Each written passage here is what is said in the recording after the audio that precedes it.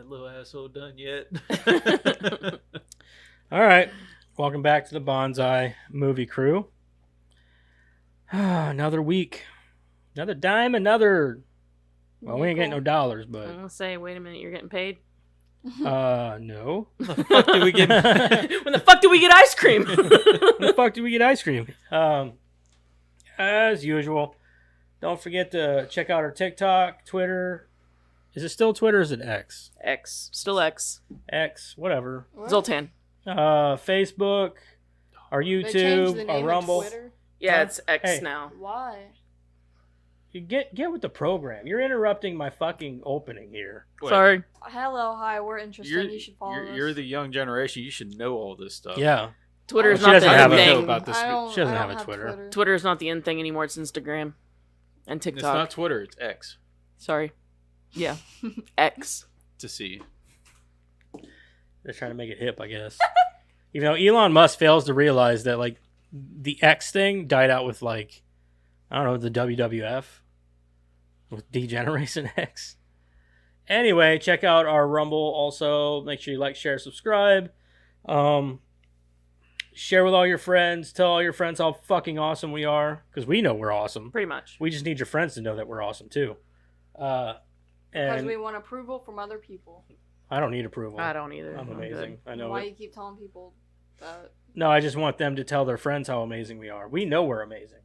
But I need their friends to know too, so they need to come check us out. We So want them they- to be happy. Yeah. And if they're going to be happy, they need to know about us. Yeah. See, that makes more sense. Why couldn't you just say that? That's exactly what well, never mind. Spread the. I knew what he was trying to say. He just didn't have the right words. Spread the happiness. I'm trying to help. Thank you. You're welcome. Also, make sure you comment.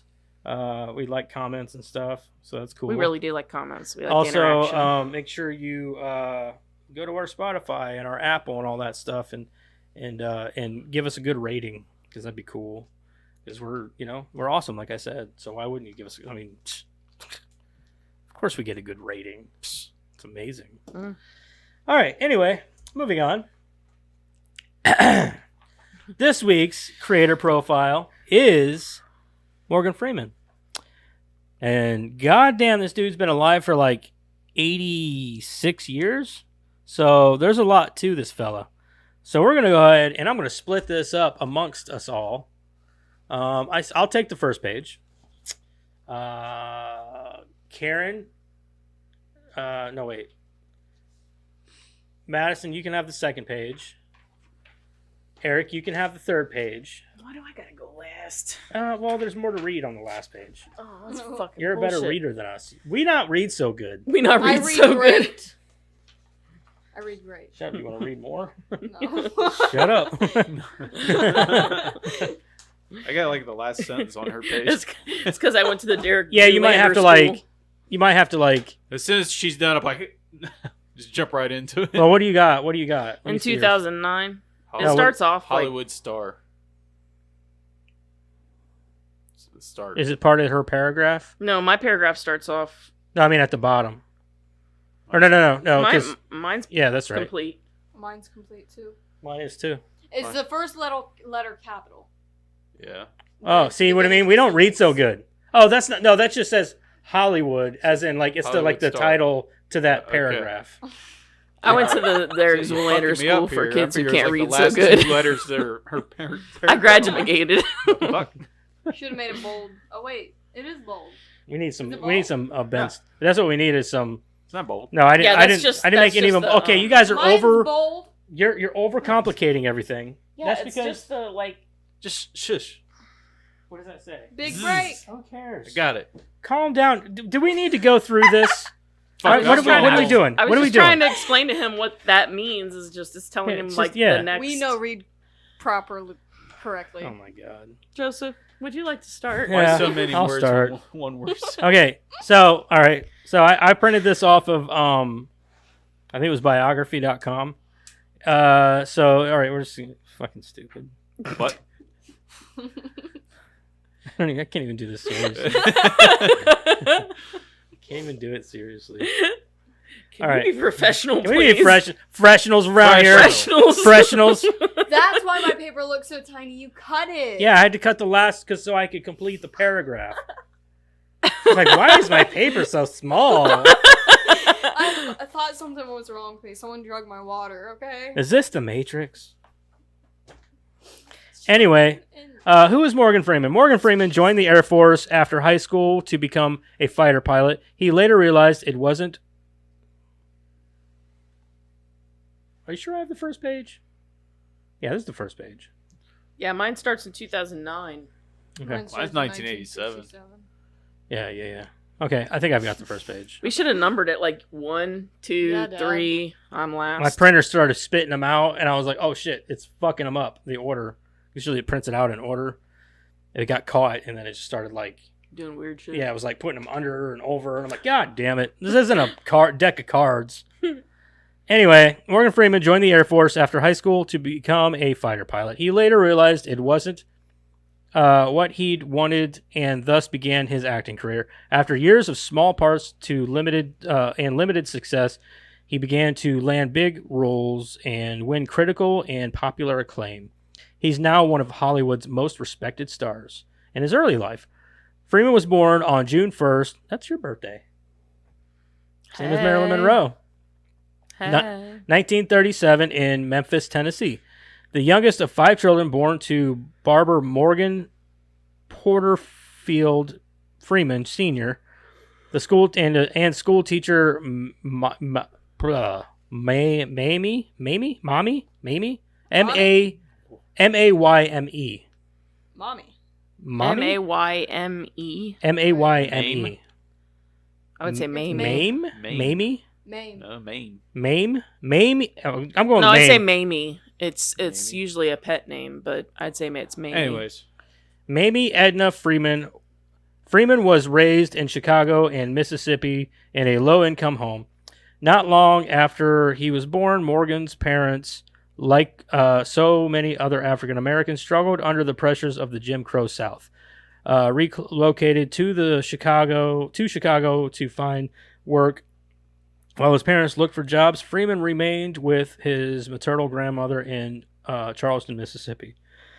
At the age of 6, Freeman's grandmother died, and he moved in with his mother, who had already separated from her alcoholic husband. Oh wow, okay. They just jumped right into that. Well, his dad was an alcoholic. Apparently. They later moved to Tennessee and eventually back to Mississippi, where Mamie Edna settled her family in Greenwood. As a kid, Freeman spent a good portion of his time scraping together enough money to see movies, where he formed an early admiration for acting like Gary Cooper, Spencer Tracy, and Sidney Poitier. Poitier, that's what it is. I knew that name for some reason. It was by chance that Freeman himself got into acting. He was a junior in high school, and as punishment for pulling out a chair from underneath a girl he had a crush on, Freeman was ordered to participate in the school's drama competition. That's punishment? Okay. To his surprise, probably school administrators, the 12-year-old proved to be an immediate natural on the stage, taking top honors in the program. Military service. Huh? I said, what a fairy tale. Yeah. Military service.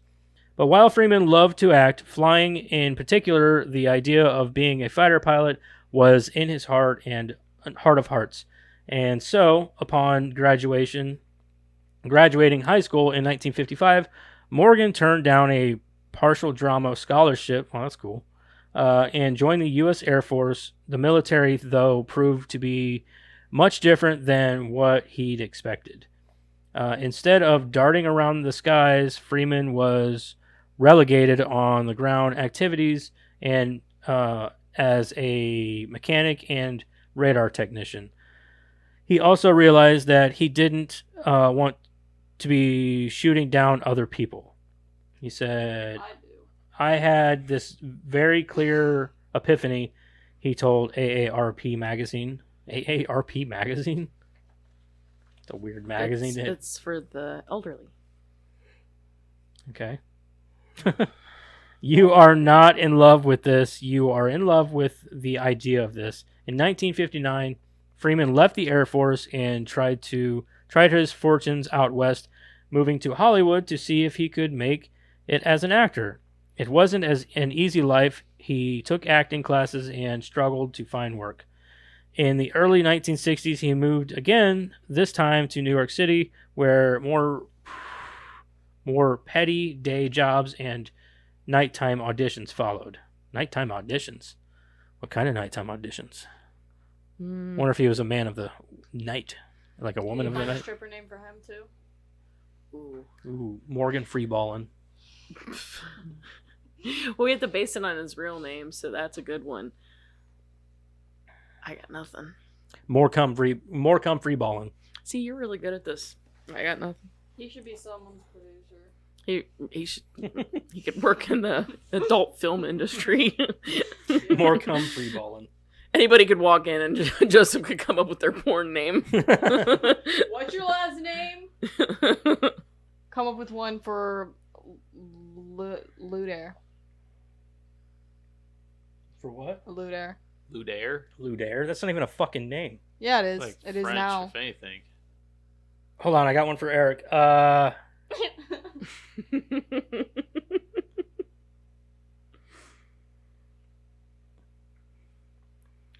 Erect Doug ass.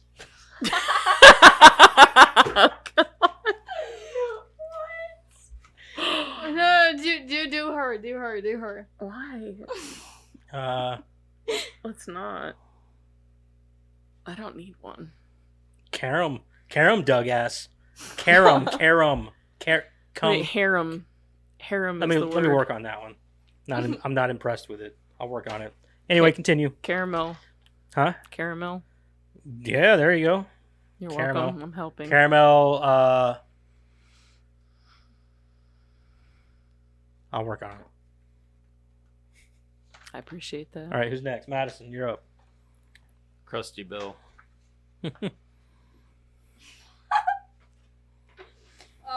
Big break. In 1967, the same year, he married Jeanette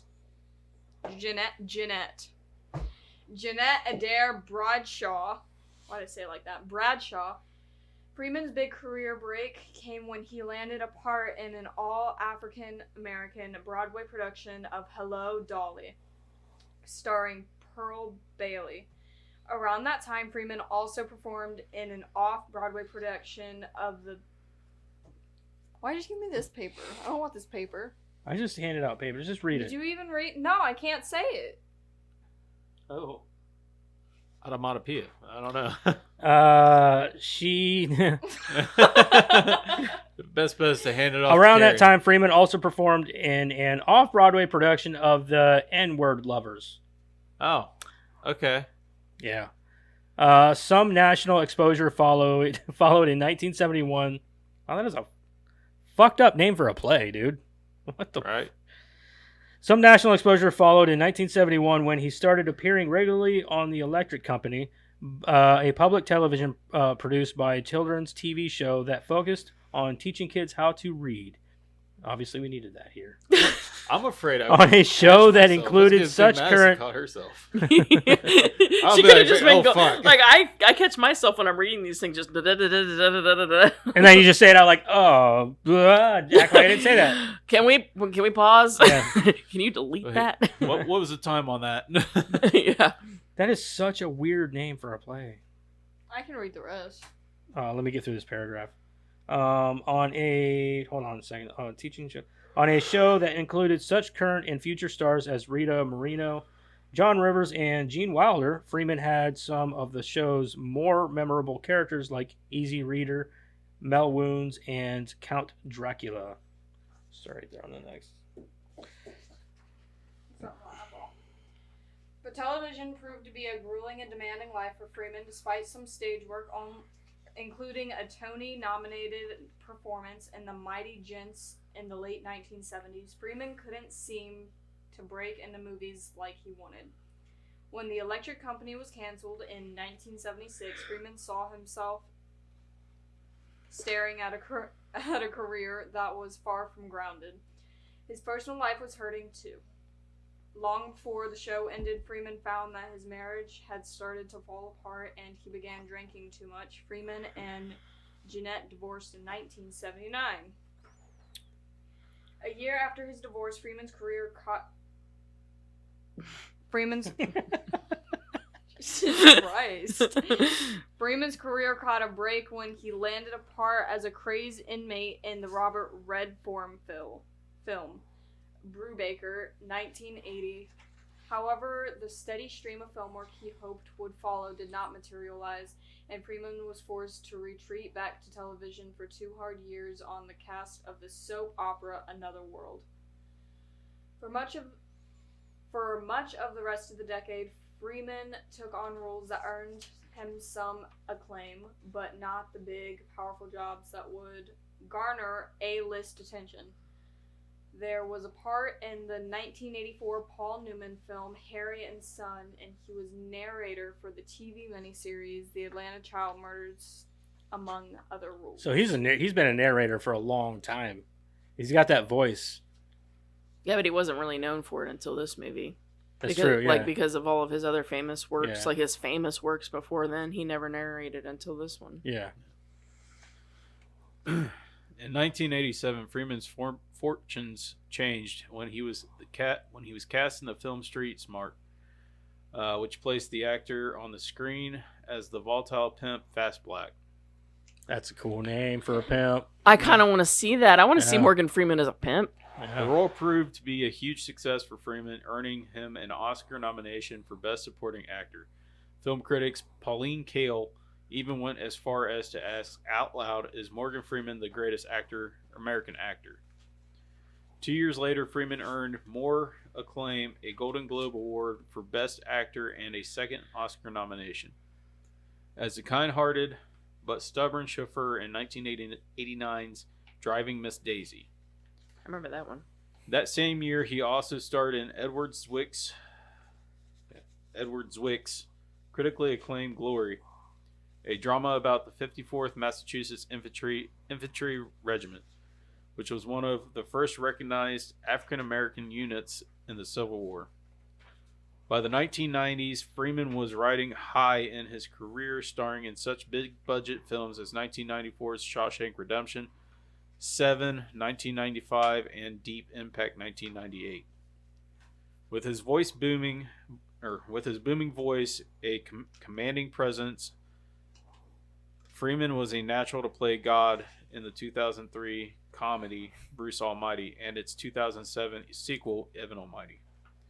In 2005, Freeman won an Oscar for Best Supporting Actor in Clint Eastwood's $1 Million Baby. He later reprised his roles as Lucius Fox from Batman Begins for the blockbuster sequels The Dark Knight 2008 and The Dark Knight Rises 2012. He also appeared in Rob Reiner's The Bucket List 2007 and the action thriller Red 2010, co-starring Bruce Willis. At the 2012 Golden Globes, Freeman received the Cecil B. DeMille Award for outstanding contributions to the world of entertainment. I like being electric, he has said about his film choices. The more varied, the better. The wider the range, I've been sucked into a kind of mold of a good guy, and that's actually almost beyond my ability to control. But other than that, a good story and an interesting character is all I'm looking for. That's not true. He wasn't a good guy in The Dreamcatcher. Wasn't a good guy in Wanted either. No, he wasn't in Wanted either, yeah. So He was a really bad guy in bad guy in Dreamcatcher. Yeah, actually. he was. Freeman's eloquent, distinctive voice has also made him a natural for narration. His voice can be heard on such memorable films as War of the Worlds and the Academy Award-winning documentary March of the Penguins. In 2010, he also replaced Walter Cronkite's voice to introduce the news anchor Katie Couric on the CBS Evening News. Really? Katie Couric. In 2009, Freeman teamed up with Eastwood again, playing the role of South African President Nelson Mandela in Invictus. The role earned him an Oscar nod for Best Actor. A few years later, he appeared in the action thriller Olympus Has Fallen in 2013. The sci-fi film Oblivion, 2013. The comedy Las Vegas in 2013. The sci-fi blockbuster Lucy in 2014. And did voice work for the animation The Lego Movie in 2014. Hey, Lucy don't get enough credit. That was a good fucking movie. I don't think I saw that one. No, Lucy, the one with Scarlett Johansson, Yeah, where she plays the prostitute or whatever. That gets, I've heard of it. I've never. It's seen really it. good. It's really good. In 2015, he played the Chief Justice of the United States on the television show Madam Secretary, for which he is also an executive producer. The following year, in September 2016, President Barack Obama presented Freeman with a National Medal of Arts. At the ceremony, President Obama said Freeman was being honored for his outstanding work as an actor, director, and narrator. His iconic stage and screen performances have brought to life characters from the whole spectrum of the human experience, moving audiences from around the world and influencing countless young artists. Freeman reprised his role as Alan Trumbull in 2016's London Has Fallen and 2019's Angel Has Fallen. Off camera, while it may be a late-blooming success, it's nothing he's at all bitter about. Success comes when it comes, he has said. I had a career for 30 years. A 30-year career is not bad. That's what she said. Comes when it comes. I often think I'm probably lucky that I wasn't a wild success early on. Coming up through the 1970s, I could have easily burned out. In 1997, Freeman co-founded the movie Don't production... worry, Eric, it comes when it comes. Freeman co-founded the movie production company Revelations Entertainment. Rush this. Including online movie distribution company Clickstar. He also launched a host of charitable endeavors. The actor, who resides in the Mississippi Delta, raised money for Katrina victims not long after the devastating hurricane ripped through the area. Through Rock River Foundation, an organization he started, Freeman's group has donated millions to educational programs, and in 2004 he helped organize relief funds for hurricane victims in Grenada. She's over here folding a fucking airplane. Oh. About to get smacked. This is why I stay over there. This is going to be some paper airplanes flying around here soon. After hearing about the decline of honeybees and its devastating impact on the environment, Freeman turned his 124-acre ranch into a beekeeping sanctuary in July of 2014. Freeman's energy extends into other realms, too. In his home state of Mississippi, the actor co-founded a blues club in Clarksdale. In recent years, Freeman also earned his pilot's license. Freeman's personal life has also experienced a bit of turbulence in recent years. He and his second wife, Myrna, split in 2007, and he was... Hose for days. It's only his second wife. This will be my second marriage. What are you trying to say? Yeah, but how much older was he? Well, he's in his 80s now. Yeah, so. he's like 86 now. How many wives has he had? Two. That's pretty damn good for 80. That's not bad. So did the other one divorce? Yeah, they both divorced. Were you not Well, I don't listening? know. They split in 2007, so I'm not done yet. I don't know if he got married again.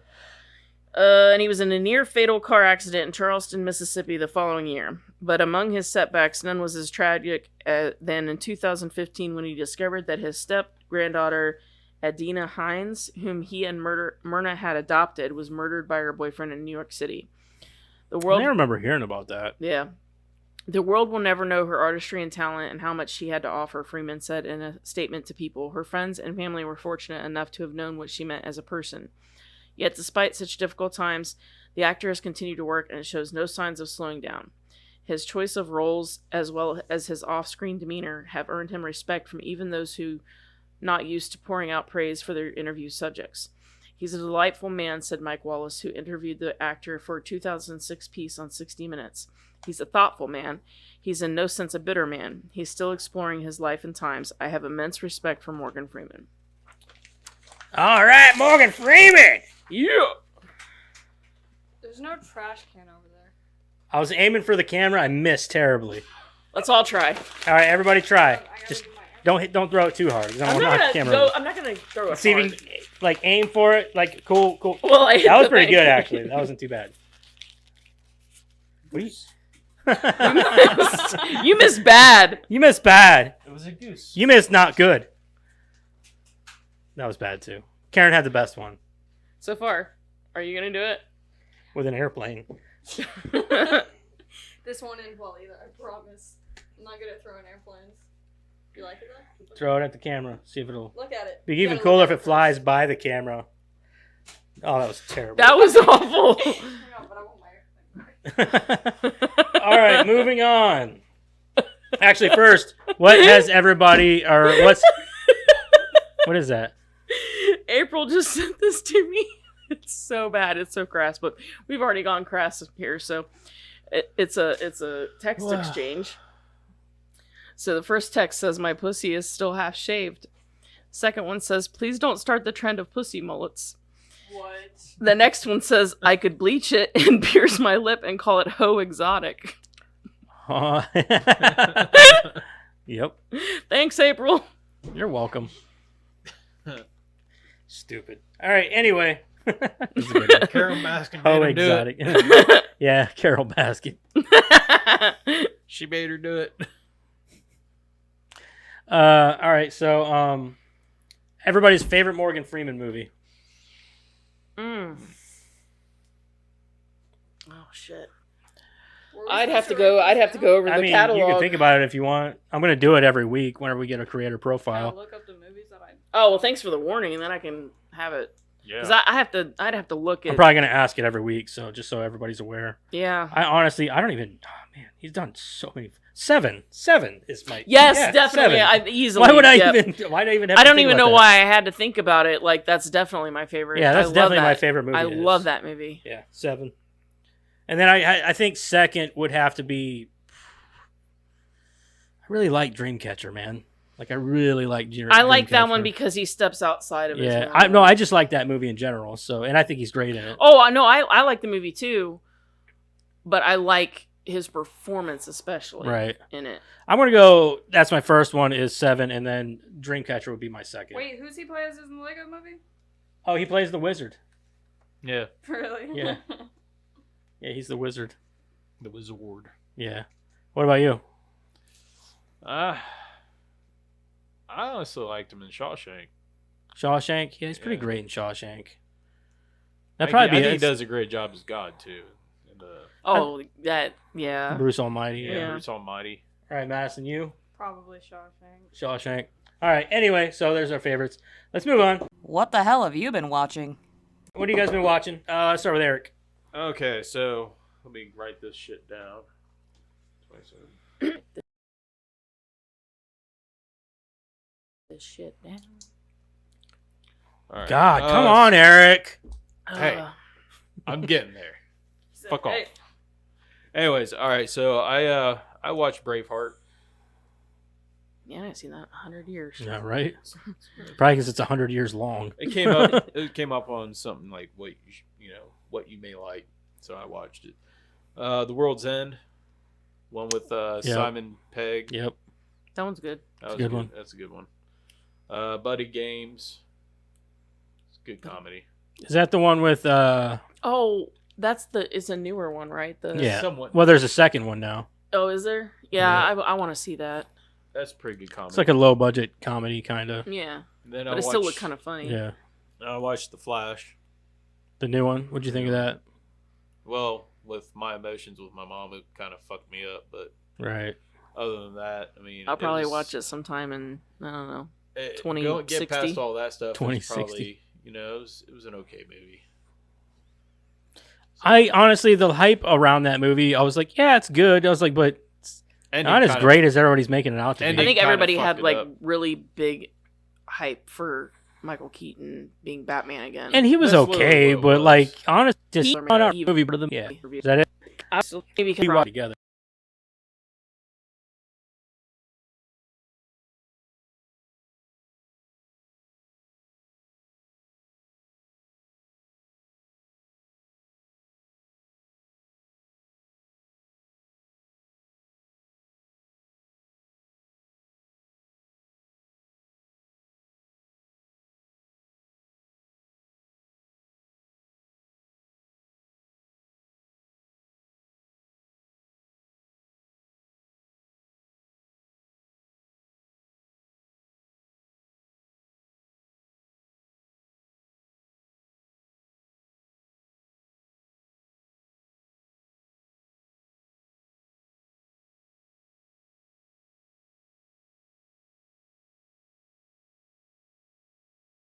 Probably. And because I remember we watched it at my mom's house years ago. Was Yes. that Hitchhiker? And- It wasn't Inglourious Basterds. And I remember the first time I And it watched wasn't it, I too didn't far- like it. And you were like, dude, it was one of those things where I didn't like it at first. And you were like, but dude, why?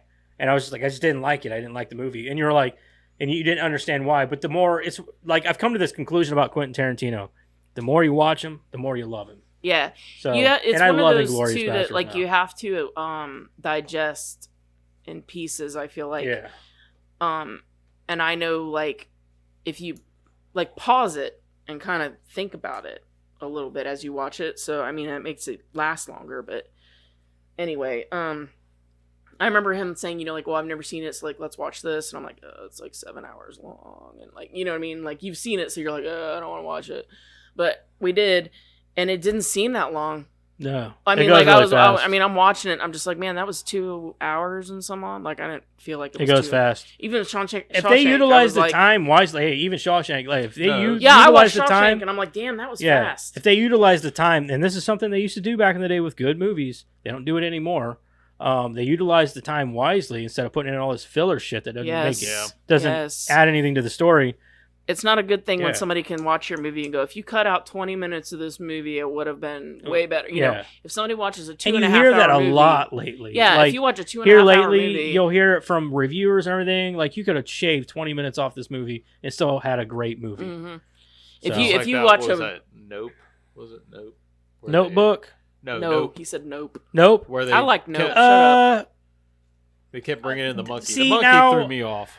I think I that still movie. haven't- I think that was movie. poignant. Yeah, I think that needed to stay I think in that there. movie was. It was like a Tarantino movie. Everything said something Yeah, for the movie. I watched it So- the first time and I was like, meh. That's the kinda- second time yeah, I watched yeah. it, I really liked it. I didn't like it as much the first time. The second time, I loved it. So Yeah. I couldn't get into it.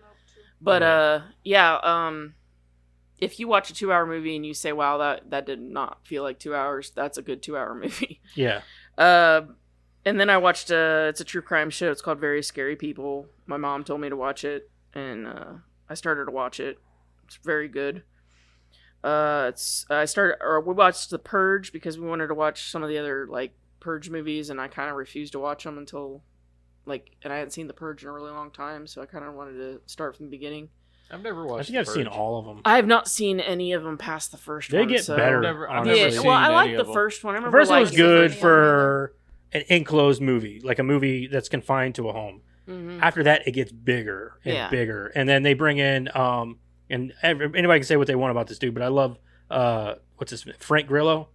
He's a big action movie guy, Mhm. and he's one of those guys who thinks acting is silly, but Okay. he does it for a living. Okay. But he's a great action movie guy, and I love seeing him in movies. So Okay. I I want to see some of the sequels because I'm interested. I think I like the idea of it being moved out of a house, you know. yeah. But I don't want to see it until I've watched the first one and refreshed it a little bit. So that's what we did. We watched that one. The Joe Bob movie was Cannibal Holocaust. And I'm just gonna throw out here. I don't know if anybody here seen that movie, Cannibal I Holocaust. don't think No. so. If you do watch that movie, I'd like to hear everybody's take on the soundtrack. The soundtrack. It fucks with me every time I watch it because this movie is brutal. And I'm not talking brutal as in like anything you've ever seen before. If you watch this movie, it's brutal. And if you're not ready for it, don't watch it. It's brutal. The things they put on there to prepare you are not going to prepare you enough. If you're a pansy, don't fucking watch it. Is it a horror movie? Yes, Yes.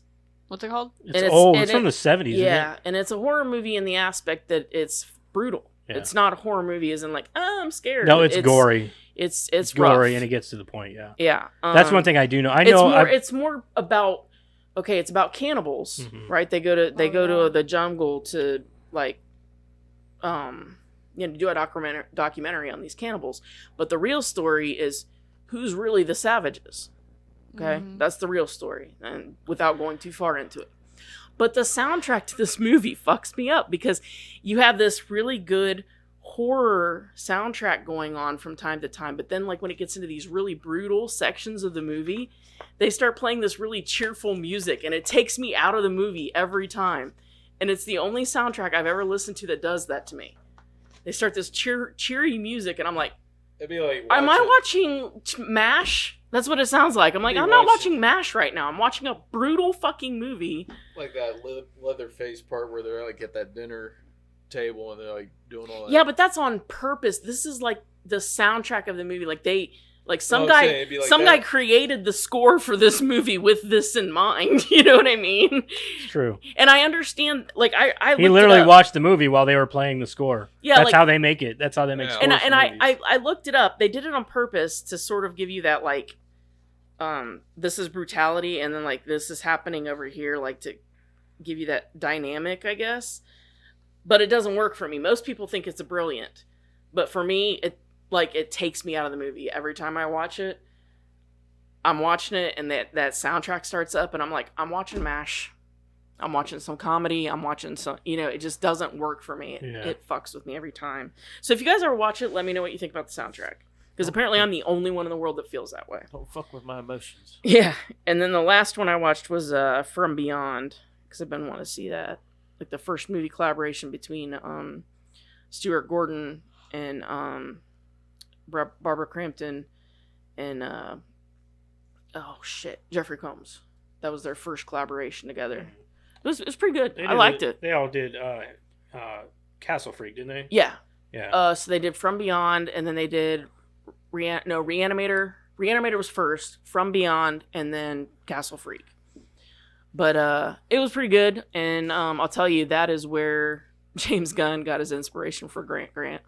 Oh, really? I guarantee it. Because you're watching it, you're going, yep, there he is. There's Grant. There's Grant. So, yeah, that's all I watched. All right, Madison, what'd you watch? Wow. You guys were watching all these, like, cannibal movies and everything. I don't have a single cannibal movie on my list. I didn't. I watched Miraculous I'm the only one that watched Ladybug a cannibal movie. She watched The Miraculous Ladybug, that movie. kids movie. And the show with And my the little show. brother and SpongeBob. That's it? I like me some SpongeBob. Okay. Yeah. I was just talking about that one episode where he's like, Nosferatu. I guess I got Ada to watch the black thing with me. Oh, did you like that? Oh, yeah, you've already seen it. You'd already seen it. Ada liked it. Did you? I think. She had a really weird face on the end, but when I asked her, she said yeah. So the end gets a little campy and dumb, but it's good. For me, I watched. I've been trying to muscle my way through Twisted Metal. It's getting a little more Campy? No, I wouldn't say campy. Picking up. It's picking up a little steam. You're liking the characters a little more. It's getting. I'm on episode 6 or 7. Where's it streaming at again? Peacock. Peacock. It's picking up, like, it's starting to, like, you're starting to feel a little bit more Twisted Metal. like between the two main characters, which would be the girl from Brooklyn Nine-Nine and Anthony Mackie. Like, you're feeling a little bit more about them. Like, you feel more attached. There's more to them. development there. There's more development there, which is nice. Even Sweet Tooth, he plays a decently sized role. Like, he's not in every episode, but whenever he is on screen, he steals the show. Like, every time. Mm-hmm. Like, he's great. But I don't know. I'm kind of like, I guess I'm getting into it a little bit more than the first. Like, it's one of them shows you got to invest, or you're not gonna like it. Yeah. I think because the first couple episodes, like, this is dumb, and the more I'm watching it, I'm like, this ain't so bad. You know, See, that's what I mean? how Breaking Bad was for me. Yeah. The Office and Community, it was kind of the same way. Getting like 2 or 3 episodes. And it was like, Community, I liked right away, but yeah, I get what you're saying. Like I was like that with Breaking Bad. I think I had to watch like 5 or 6 episodes before I was. There's like, some shows like that. that. Like, it takes a minute to get into them, but once you're like Game of Thrones. Game of Thrones is a good one. To like it starts out with a good hook in the first episode, but after that it gets really dull for quite a few episodes, and you got to really pay attention. But if you can get through that, especially that first season, the entire series is amazing. Am I allowed to watch Game of Thrones? I mean, there's a lot of nudity, especially in the first couple of seasons. Oh yeah, you'll be all right. Vikings was kind of the same way. Huh? Vikings. This TV show Vikings. Yeah. Was kind of the same way. And same Yeah. with Well, I don't know. Vikings picked up for me right away. Like, it was cool to watch. Like, yeah. Game of Thrones, like, it was cool and everything, like the whole medieval stuff and everything, but, like, I don't know, it just wasn't, like, it took a minute for me to get into it, I guess. Lucky for me, whenever I started watching, I think 2 seasons were already out, so. So you Or, could yeah. like binge it a little bit and get into Yeah, I can it. watch first couple seasons. Like the Last Kingdom, that was another one. It took me like maybe one or two episodes to really get into that. I've heard that about that one. Though. It's a good. Then there's so I watched that, and then I watched I started watching that show Invincible on Amazon. It's the animated superhero movie or show about It's got Omni-Man in it and stuff like that. So it starts out like this. Oh yeah, this is a fun superhero show, and then the ending of the first episode is just like, holy fuck, you know what I mean? Like, it's jaw dropping. It's very jarring. Yeah, it definitely throws like throws a right hook, out of nowhere, and it was pretty cool. It gets really brutal really fast, like it's gore heavy. So it's pretty good show. I've been kind of getting into that a little bit, watching it when I can. Episodes are only like a half hour long, I think, right? Are they? I can't remember how. They might be longer than that. I don't remember. I know that the Twisted Metal episodes are only a half hour long. So I watched those. That's pretty much all I watched this week. And then we went to took the boys to the movie theater and watched that new Ninja Turtles movie. And I don't know, man. Messing with your childhood? No, I mean, I like to think that the Ninja Turtles are always open to new interpretations, and I'm okay with that. That's fair. That doesn't bother me. I think I'm just like, I'm jarred by it because it's very different. It's very, like, if you've seen the Spider-Verse movie, they definitely went with that kind of style, like that 2D over 3D animation, and it's cool, but at the same time, like, it's very dark, and it's very, like, it's very artistic in some scenes where you're like, this, I don't even understand what I can't even see what's going on. And it was cool, and I love the music in it. And I love the attitudes of the kids, like their banter back and forth, like between the turtles and everything like that. It was funny. I think everybody did a great job. I don't know, man. They might have done too many changes, I think. Too many changes. Did the kids like it? The kids loved it. Crystal liked it.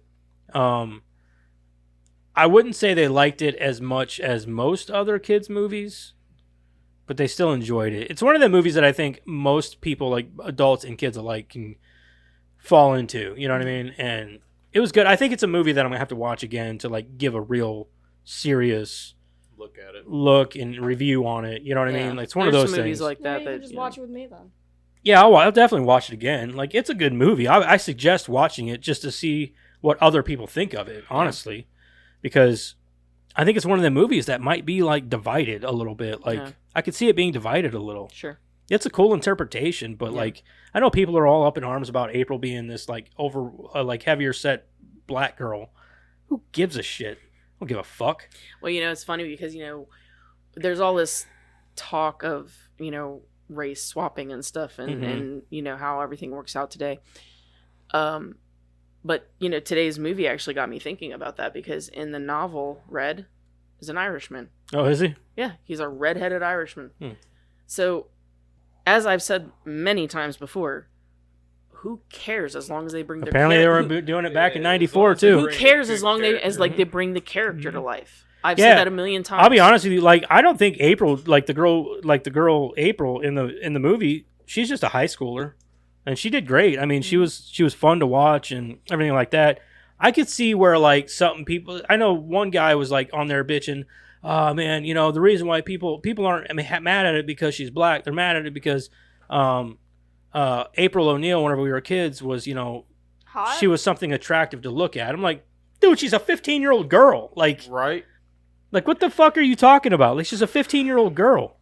So it's weird and it's outrageous. Who cares? If you don't like, it's like I said, just like everything else, and just like how I treated The Little Mermaid. If you don't like it, don't look at it. But why do you have to have something hot to look at in your movie? Right. As an adult, especially. Especially a children's movie. I can see a teenager having that attitude. Right. You're an adult now. I know I didn't walk into the Mario Brothers movie like, oh man, if Peach ain't got that fucking peach-shaped ass, I'm walking out. No, I walked in like, cool, there's Peach.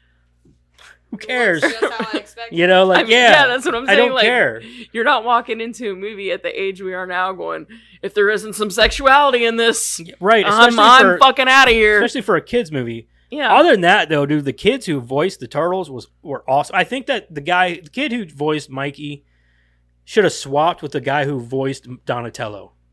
Like, they should have swapped. Like, their voice, like, Donatello had the more fun-loving voice, which I guess so did Michelangelo. But, like, I don't know, like... It sounded weird to you. It did sound a little weird to me, like that. But, like, Seth Rogen is, like, I think he played... Was it Rocksteady? He played one of them. That's great. And then John Cena played the other. That's perfect. I didn't know that John Cena was the other one until I saw him in the credits. Because you didn't see him. But Seth Rogen, like, he stands out. He's like, oh, yeah, because he's just playing himself. Yeah, he's just playing himself. But they don't get a lot of lines, though, either. But, yeah, other than that, it was good. Okay. Ice Cube as the Fly dude was awesome. I loved hearing Ice Cube's voice. Yeah. So, because I love Ice Cube, but I think it's like I'm an NWA fan. I can't help it. I love NWA. Anyway, that's all I watched this week. But anyway, if you guys have seen the Ninja Turtles movie, let me know what you guys thought of it, because I enjoyed it, I think, but I think I need to watch it again to reaffirm that. Like, everybody else liked it. The kids loved it. Crystal loved it. She thought it was funny. But I want to watch it again, I think, to kind of see what I actually think of it. Since you're asking the question, anybody else out there that's watched Cannibal Holocaust, am I wrong about the soundtrack? Or do you guys feel that way? Anybody else out there that feels that way? Am I the only one on the planet that feels that way? Yeah, you are. I don't know, Probably. I've never seen it, so I know. I'm asking them. That's one movie that I've never seen that I'm always been like, I need to watch that movie. I need to start making a list and just write it down of all the movies that I need to watch on Blu-ray. Yeah, I think I have some kind of collector's edition. Because I'm fucking weird. So, what? I'm fucking weird. You're fucking weird? Fucking weird. Okay. All right, anyway, that's all we've watched this week. Let's get into our movie, since it's a long one. We're already 47 minutes into this. Yeah, I was about to say. Morgan Freeman, not only do you live long, you do long movies, you got a long history. You're making my podcast long. Stop. We're going to apologize now. I also watched that new It's a long one. Oh, did you? What'd you think of it? It was like the other one, but with more songs. And they turned Flounder to a flatfish. To a flatfish. I heard that the new songs didn't match the style of the old ones. I thought it did. I thought it added like more they didn't to mesh. their relationship in a way. Okay.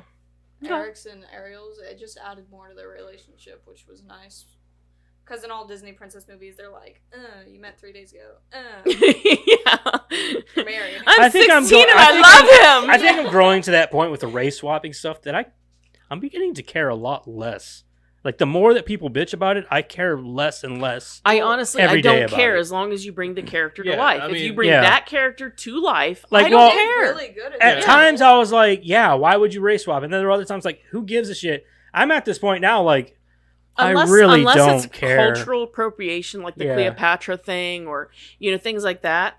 I don't care. Yeah, you Ariel, know? I mean, in a historical matter. What? Because you needed a hot redhead to play the stupid. And she's only 16. Mermaid. They're not even real. And she's 16. The only problem I have, like the race swapping thing, like you said, if the person comes in and brings their A game, cool, great. But if they just put them in there just to be woke, no, I'm not. I don't care either way. I'm just saying, if like they bring a character in, they don't do a great job. They just. But let's face it, though, it's hurting Disney's bottom line too. So they need to figure out what they're doing, or they're going to lose a lot more money because obviously they're doing something wrong. That's true. Anyway, let's move on. Let's get into our movie this week. Let's talk about the movie. This week we watched Shawshank Redemption from 1994. 49. Do you have the plot synopsis in that? I do. 49. I'm always taken off guard. I don't know why. Yeah. Framed in the 1940s for the double murder of his wife and her lover, upstanding banker Andy Dufresne begins a new life at the Shawshank prison, where he puts his accounting skills to work for an amoral warden. During his long stretch in prison, Dufresne comes to be admired by the other inmates, including an older prisoner named Red, for his integrity and unquenchable sense of hope. 2 hours and 22 minutes, rated R. Tim Robbins as Andy Dufresne, Morgan Freeman as Red, Bob Gunton as the warden, Bill motherfucking Sadler as Haywood, and Clancy Brown as Captain Byron T. Hadley. I love that this is the second week in a row that we've watched a Clancy Brown movie. Yeah. I love Clancy Brown. He come on the screen and Crystal's like, he's an asshole. I was like, but it's Clancy Brown. He can play an asshole all He's really day. not. Well, he Yeah, plays an asshole a lot, but he's really not. Though. No, he's actually not. A really no, nice he's actually guy. a really nice dude. He's a straight shooter too, though. Yeah, he's very much a straight shooter. Yeah. What does that mean? It means he's like very direct. He's very forward, and he doesn't bullshit. What was your first Clancy Brown movie? Do you remember? Oh, I can tell you mine. Unfortunately, I guess it's not really unfortunate. I don't know, to be honest with you. I'd have to go back on his stuff. It's really not a bad I want to movie. say Starship Troopers might have Really? been the first thing I ever watched of his. I think mine was Pet Sematary too. Ooh, you might be right. I might have watched that Yeah, first. that was definitely my. Yeah. Which first is one. weird because like it's like one of those like straight to video kind of deals. But like yeah, but it was still good. yeah, it was great. Nobody liked it because like nobody saw it, but I loved it. I thought it was That really or good. Highlander. Was he? I in Highlander? didn't see Highlander. Yeah. I don't think I've ever He seen was the bad guy Highlander. in Highlander. Yeah, I don't think I've ever seen He was? Highlander. Yeah. I think you're thinking of the dude from Dexter. Pretty sure he was in Highlander. Didn't you just say yesterday that they were with the same I don't know. person? No. Yeah, he was in Dexter in the last season. But I'm talking about the guy who played Harry, his dad, who also played Raiden in the second Mortal Kombat movie. Yeah, he was in Highlander. Yeah, he was in Highlander. But I thought he was the good guy in Highlander. Mm-mm. Oh no, he wasn't. No. I've never seen Highlander. I've just seen bits and pieces. He was the one with the skull cat. Yeah, he definitely was. Oh, okay. Yeah. I've See- never seen Highlander though. Holy shit, he was. Okay. Yeah. That was actually probably my first one, and then Pet Sematary was when I got a little older. I couldn't even tell you if I've seen all the Highlander movies. It's been so long. I don't think I've seen any of them. Maybe bits and pieces of all, but I don't think I've seen any of them. There can only be one. Yep. All right. We're going to get into this. I'm going to read the whole... Or no, sorry. We're going to do Would You Guys Watch Again? Obviously. Would you guys watch again? No, definitely. Yep, And I yep. definitely recommend. Yeah. I've seen it before. I'll No. watch it again. You know, this was actually No. probably my first time. You watching wouldn't watch it all the way again? through. No, Really? Why? because I'm lying. That's why. Always got to throw a hook in there, don't you? Oh, you're so clever. So witty. So witty and so clever, Madison. I don't know. Are you sure you're my kid? Sorry, I took that really far. Anyway. According to some people, no. All right. Well, obviously, I would watch it again, and I would recommend it. It's a fucking classic, and I have the special edition on Blu-ray. This movie's baller as shit. This is Madison. This is not Madison, but Crystal's one of Crystal's favorite movies. It's like, very good. I said we were gonna watch. She's like, I have to watch that with you. Yeah, it's a very good All right. movie. Very well done. So she loves it. All right, so we're gonna get into it. Heavy spoilers. We are gonna give the entire movie away, and the entirety of the movie will be given away. So spoilers. So if you haven't watched it yet, go watch it and then come back. See you in about 2.5 hours. All right, so in 1947, Andy Dufresne is a docile banker in Portland, Maine. Everything was always in Portland, Maine for Well, it's always in Maine, not necessarily it's always in Portland. Maine, yeah. Usually it was Castle Rock until he blew it up.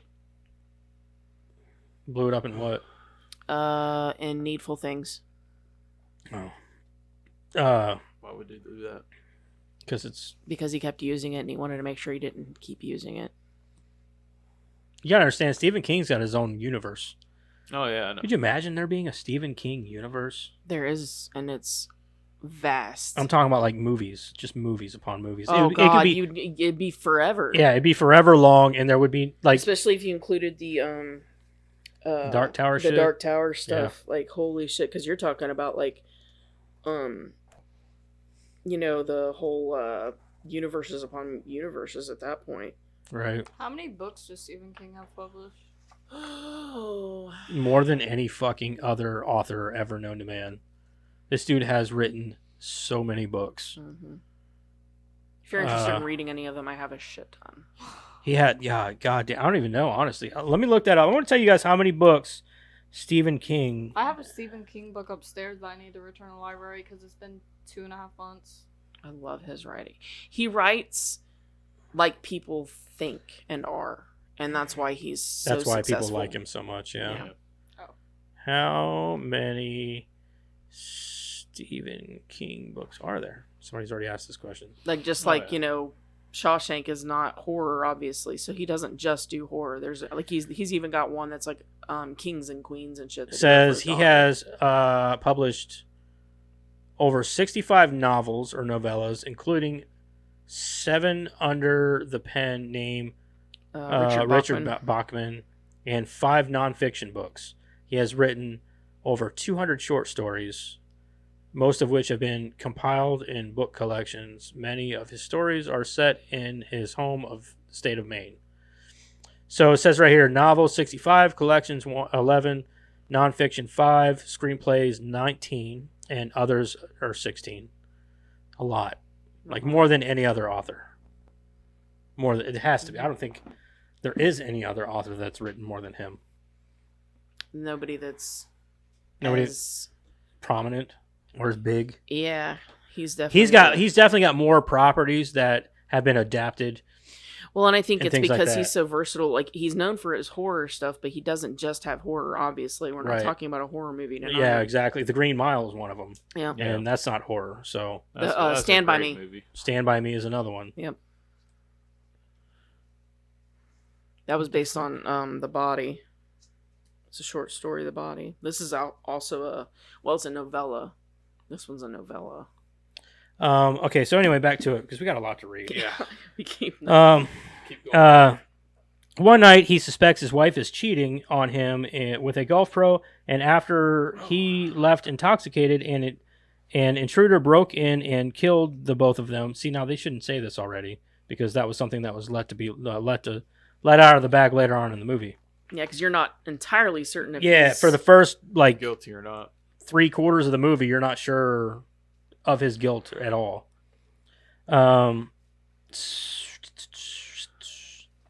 Andy is wrongfully convicted of murdering his wife and her lover due to possessing a revolver, despite his claims of innocence. His cold and measured demeanor led many to doubt his word, and is sentenced to 2 consecutive life sentences at Shawshank State Prison. The inmates there spend more time indoors than outdoors as the world change significantly in the time span of their prison sentence, and no prisoner has ever successfully escaped alive. During the first night, the chief guard, Byron Hadley, savagely beats a newly arrived inmate because of his crying and hysterics. To death. Yeah. The inmate later dies in the infirmary because the prison doctor had left for the night. Meanwhile, Andy remained steadfast and composed.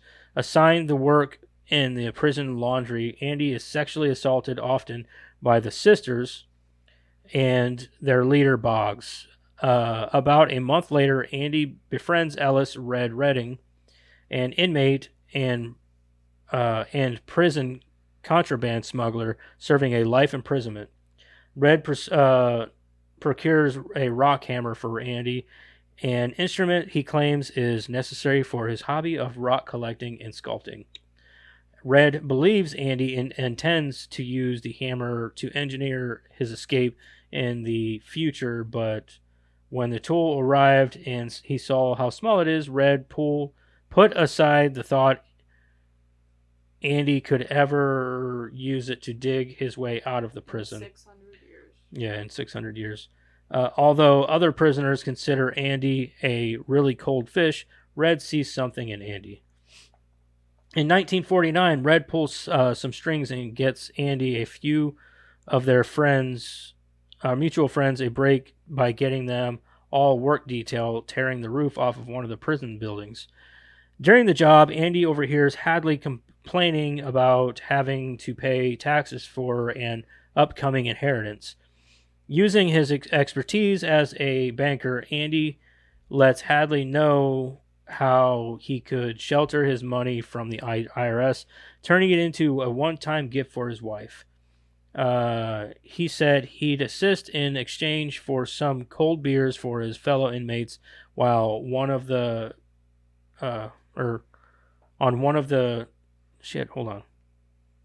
into a one-time gift for his wife. He said he'd assist to change inmates while on the tarring job.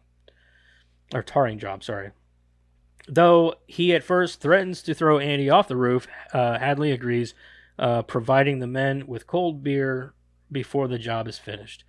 Red remarks that Andy may have engineered the privilege to build favor with prison guards as much as with his fellow inmates, but Red also thinks Andy did it simply to feel free. While watching a movie, Andy demands Red a large poster of Rita Hayworth. Soon after, Andy once more encountered the sisters and is brutally beaten, put into the infirmary for a month. Boggs spends a week in solitary confinement. When he comes out, Hadley and his men are waiting in his cell. They beat Boggs so badly he is crippled, transferred to a prison hospital upstate, and the sisters never bothered Andy again. When Andy is released, he finds a bunch of rocks and a poster of Rita Hayworth in his cell, presents from Red and his buddies. I wait. I thought they weren't allowed to watch TV in prison. They're not. They let them. They put on movies for them every once in a while. No, because they had like small TVs. I thought I saw I don't remember any TVs. in the library. No. Not in this movie. I'm No. seeing things. Hell, most of this. They didn't have. I things say like most that of this back movie then. takes place in like the 40s and 50s when Yeah. TVs were a rare commodity anyway. Mm-hmm. Oh, Yeah. Warden Samuel Norton is impressed about Andy's finance tactics and had helped Hadley and uses a surprise cell inspection to size Andy up. Norton meets with Andy, lets him keep a Bible as an exception, and reassigns him to the prison library to assist elderly inmate Brooks Hatlin in front to allow Andy to manage financial matters for staff members, guards from other prisons, and the warden himself. There, Andy sees an opportunity to expand the decaying library, starting with asking the main legislator for funds. He writes letters and sends them every week. His financial support practice became so appreciated that even guards, when they came for inter-prison baseball matches, sought Andy's financial advice. Andy ends up doing Norton's taxes the next season. Not long afterward, Brooks is paroled after serving 50 years, threatens to kill another prisoner, Haywood, in order to avoid being paroled because Brooks is uncomfortable of leaving Shawshank and sees the library as his home. Andy is able to talk him down, and Brooks is paroled. He moves into a halfway house, but finds it impossible to adjust to life outside the prison. It's not impossible. He just gave up. Well, he's 50 years. He spent 50 years in the prison. Like, you spend 50 years somewhere and see if it don't become your home. It's called everybody moves institutionalization. out of their home eventually. Not after 50 years, maybe after 18, but even then, he doesn't know anything outside that prison. The world had gone and got itself in a damn hurry. He wasn't used to the way the world is. He The spent world 50 moved a years lot having slower. everything given or everything provided for him. Yeah, he doesn't know Meals. what to do. And everything told to him, like when he could use the bathroom, when he could do this, when he could do that. You can't adjust to that after No. 50 And when he years. got out, Especially at his age. yeah, when he got out, I mean, what family did he have left? Yeah. The He was only family completely he had alone. was the Yeah. people that was in the prison. Yep. He didn't know anything outside the I prison. can't guarantee I could survive that. No. No, I- there's a lot of people that can't. No. I know I wouldn't be able to. There's a lot of military people that have that career. He made it life. further than When I they probably get What out- did would he have. get thrown in there for again? Murder. He was supposed to be serving a life sentence, but they paroled him after 50 years. because they didn't Who did he deem. murder? And they didn't say. I don't know. Yeah. Like They I didn't said, think he was going to be. there's a lot of military people that are career life military people. When they get done, they don't know what to do, and that's why you have so many suicide. Same thing. Yep. It's institutionalization. Yeah. All right. There was only one car when or on the street since he last saw outside. Now it's crowded with people and vehicles. He eventually commits suicide.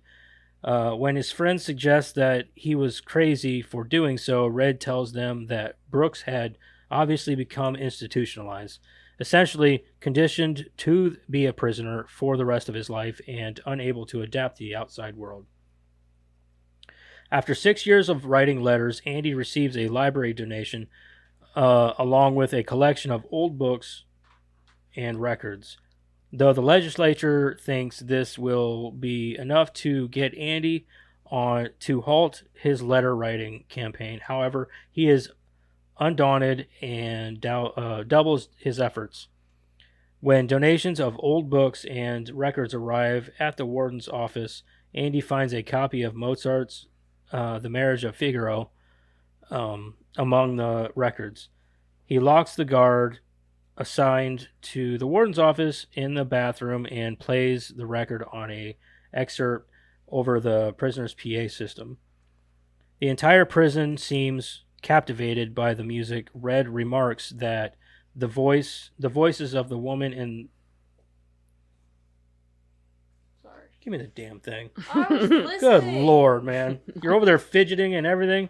Can't help it. Jesus. You want to read some? You know what? You're going to read after me. Jesus. I was going to give it to Karen, but I changed my mind. Gotta give these kids something to do. Right. I was listening. The entire prison seems captivated by the music. Red remarks that the voice of the woman in the intro made everyone feel free, if only for a brief time. Outside the office, Norton appears unhappy at the act of defiance and orders Andy to turn off the record player. Andy ignores him and reaches for the needle arm, then turns the volume on the phonograph up. The warden orders Hadley to break into the office, and Andy is sent immediately to solitary for 2 weeks. He later tells his friends it was the easiest time stretch ever did in the hole because he thought of Mozart's Figaro.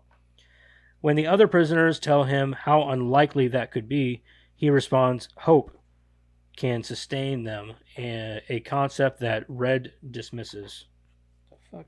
Like something like that. You're being attacked. Yeah. When the enlarged library and more materials, Andy begins to teach those inmates who want to receive their high school diplomas.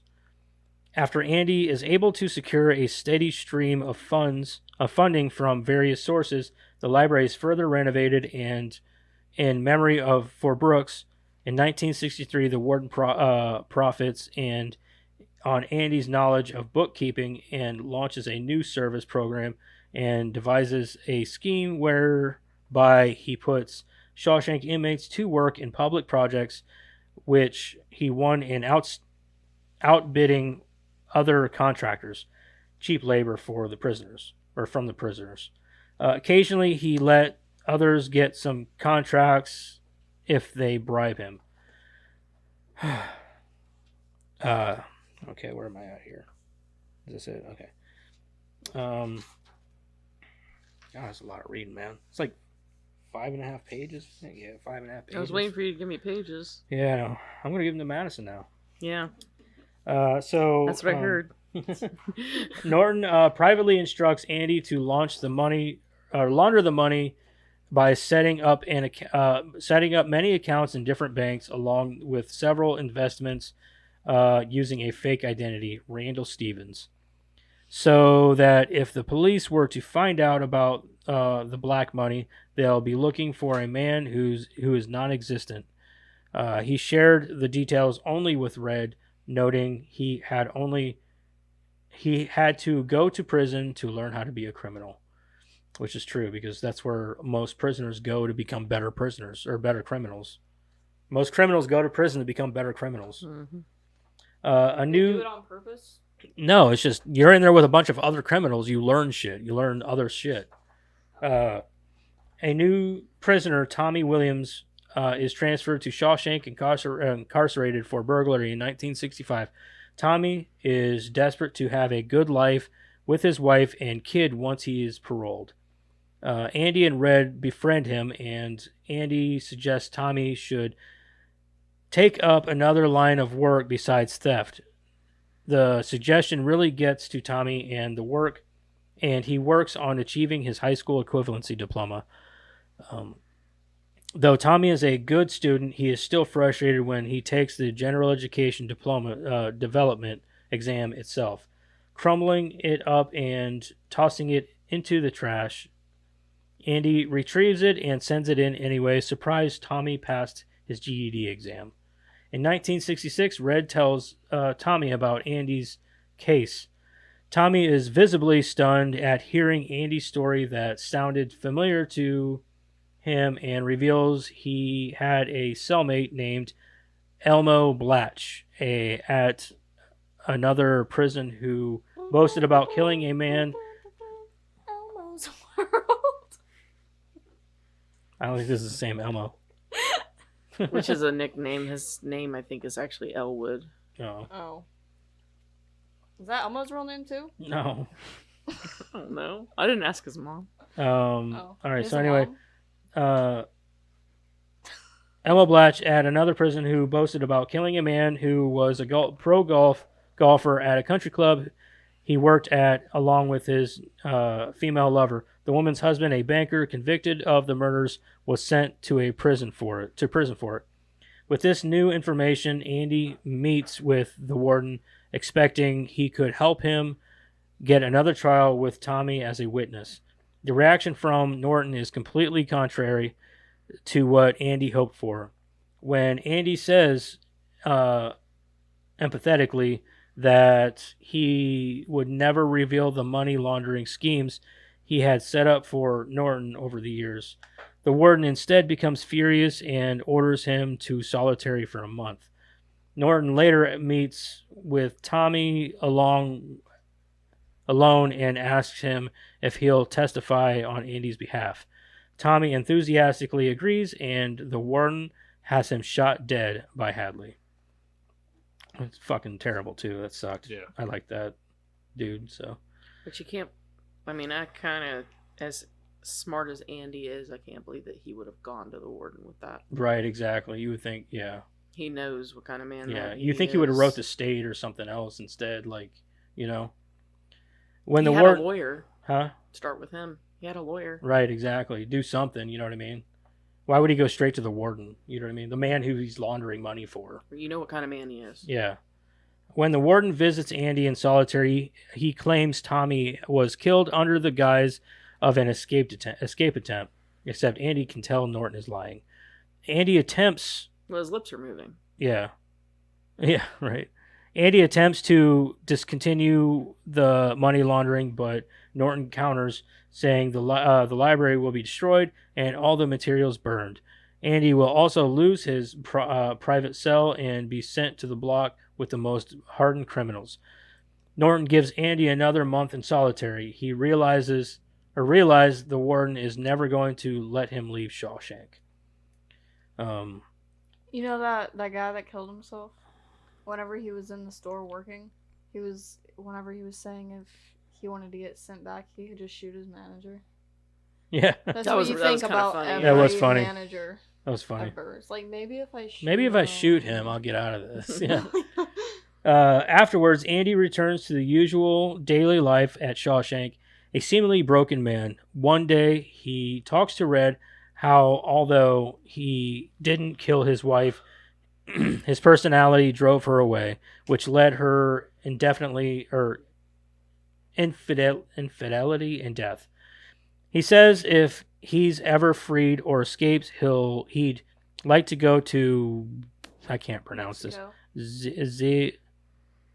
They pronounced it perfectly in the movie, Yeah, but they for the did. life of me, I can't remember how they said it. Sahatanagaro? Something. Yeah.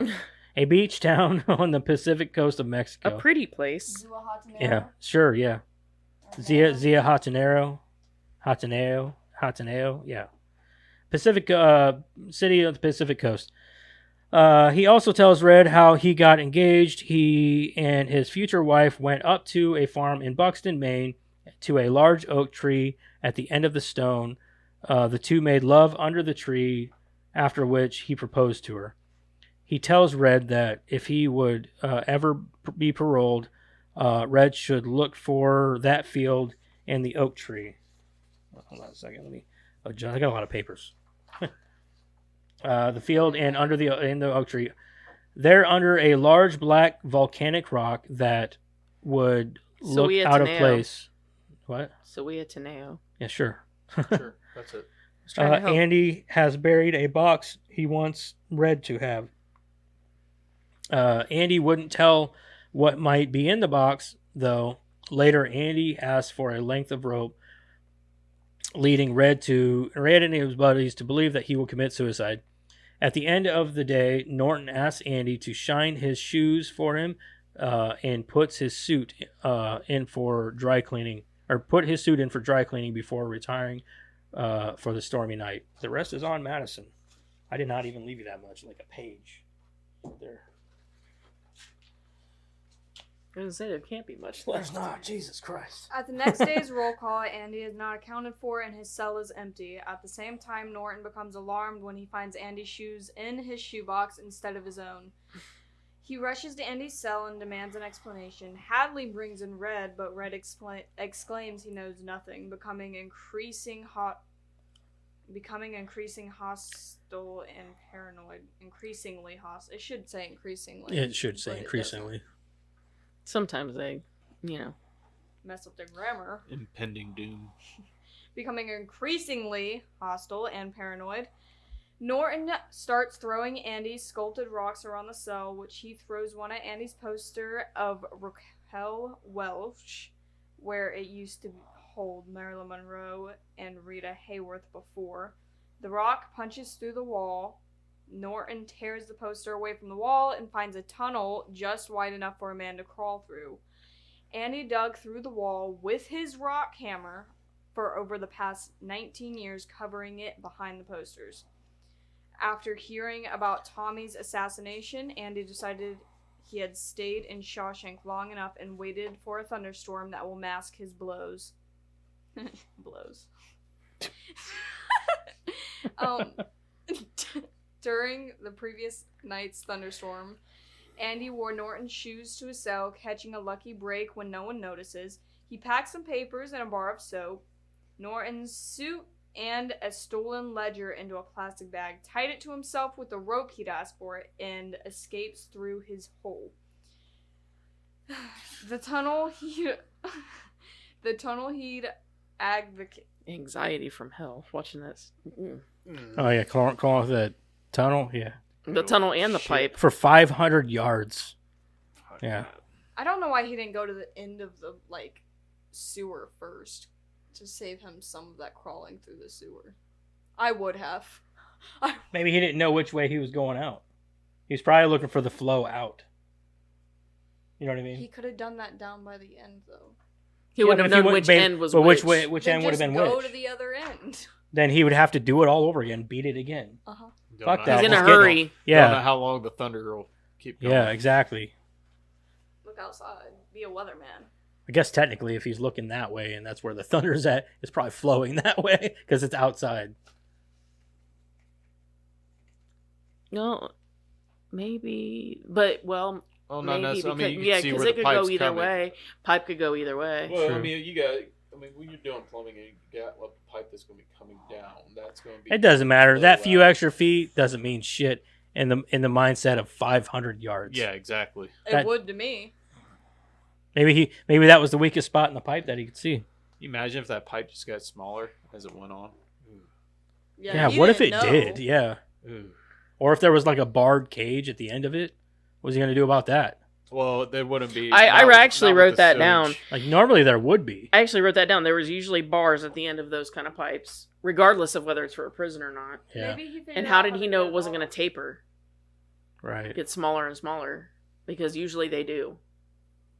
You Yeah, imagine? there's a few flaws. Maybe he had prints of everything, or he had looked them up. Like, because he did get a pretty extensive library by the end of it. Yeah, he could have. That's gotten fair. I mean, it's just schematics.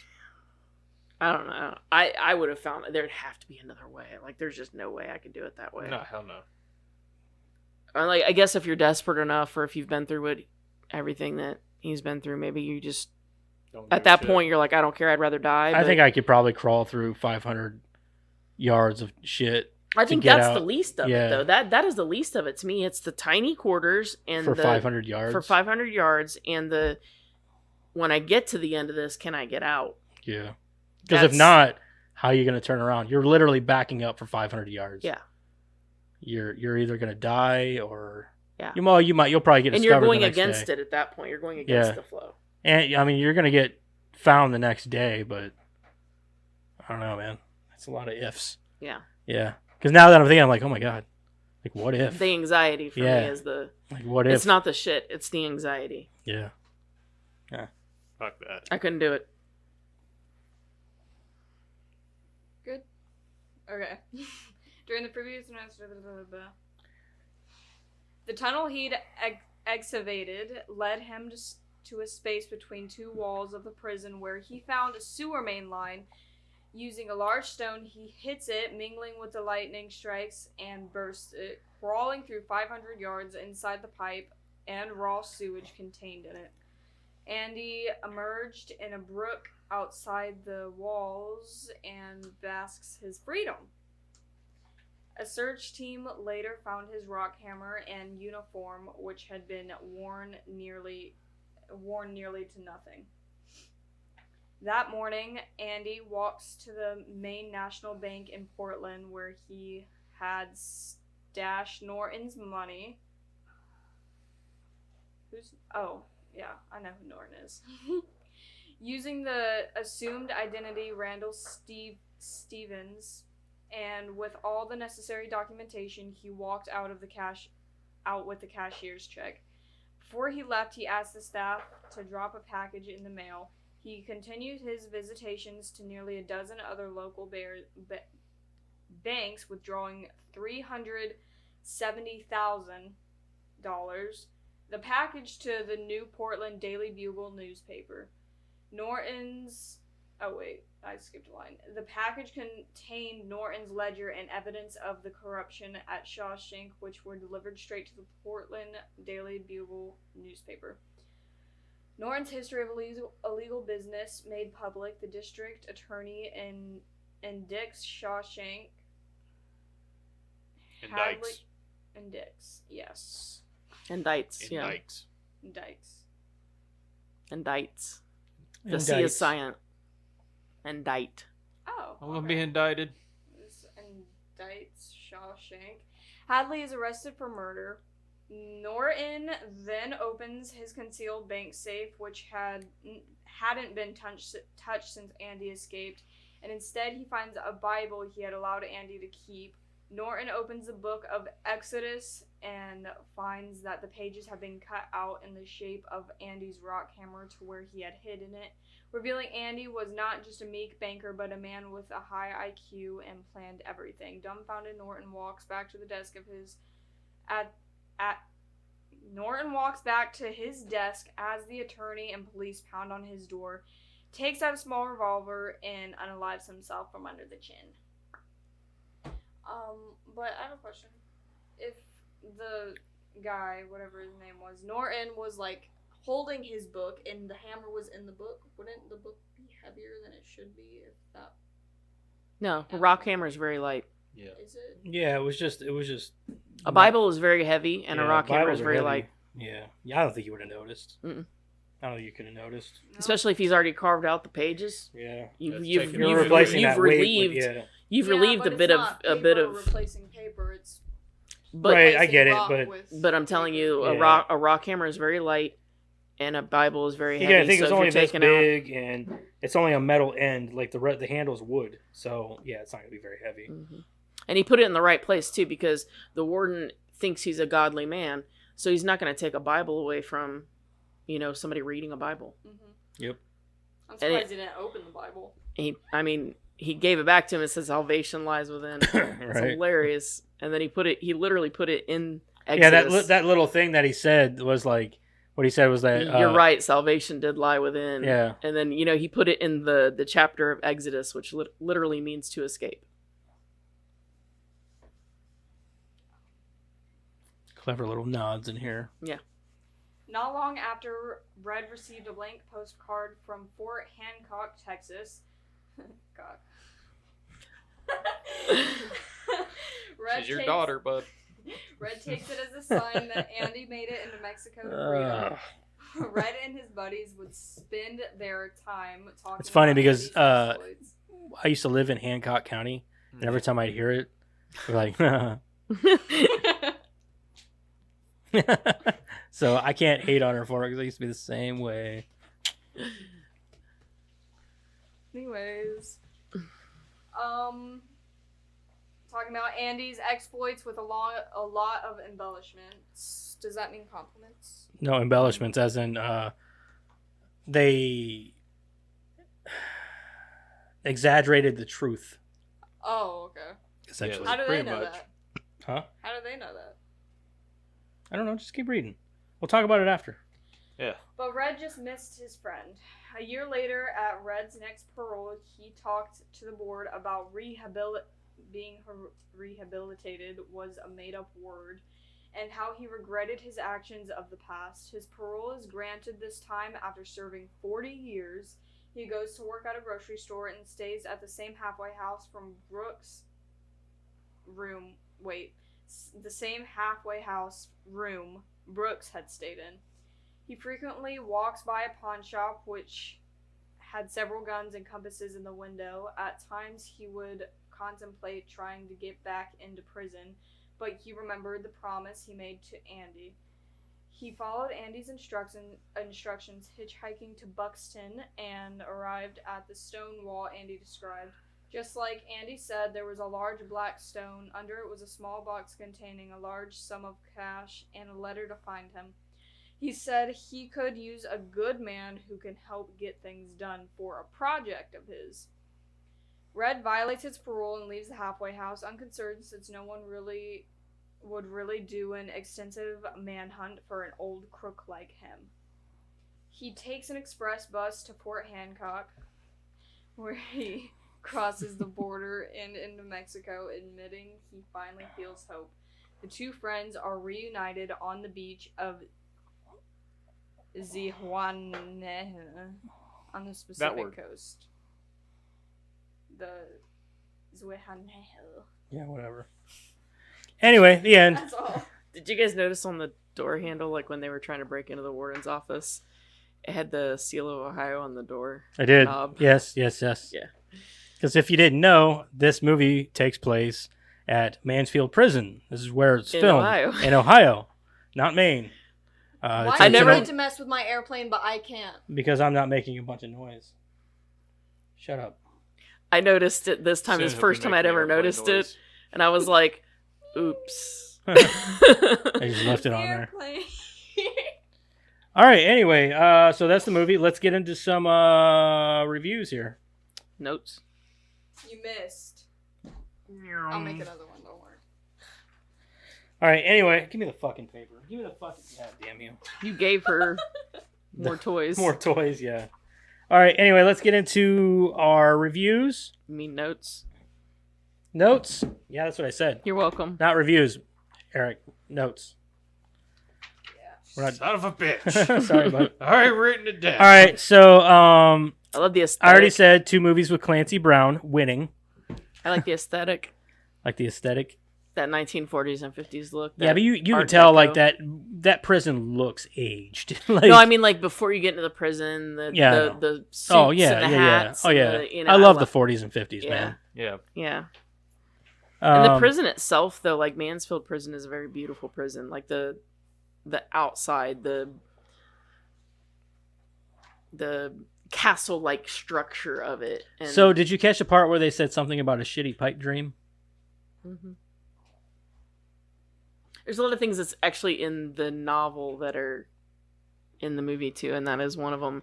And that's actually kind of one of the things that puts it in Andy's head when he says you know get rid of your shitty pipe dream, and then he starts thinking about the system has to lead outside.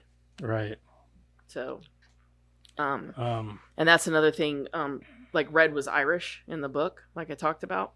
That one line that he says about, he says, "Why do they call you Red?" And he says, "I guess it's because I'm Irish." That's actually in the book, but it's meant for because I'm Irish. Because he actually is Irish. Right, but in this they left it in because, you know, as a joke. But of course he brings the character to life, so He brought up you a know. good point. How often do you really look at a man's shoes? Oh yeah.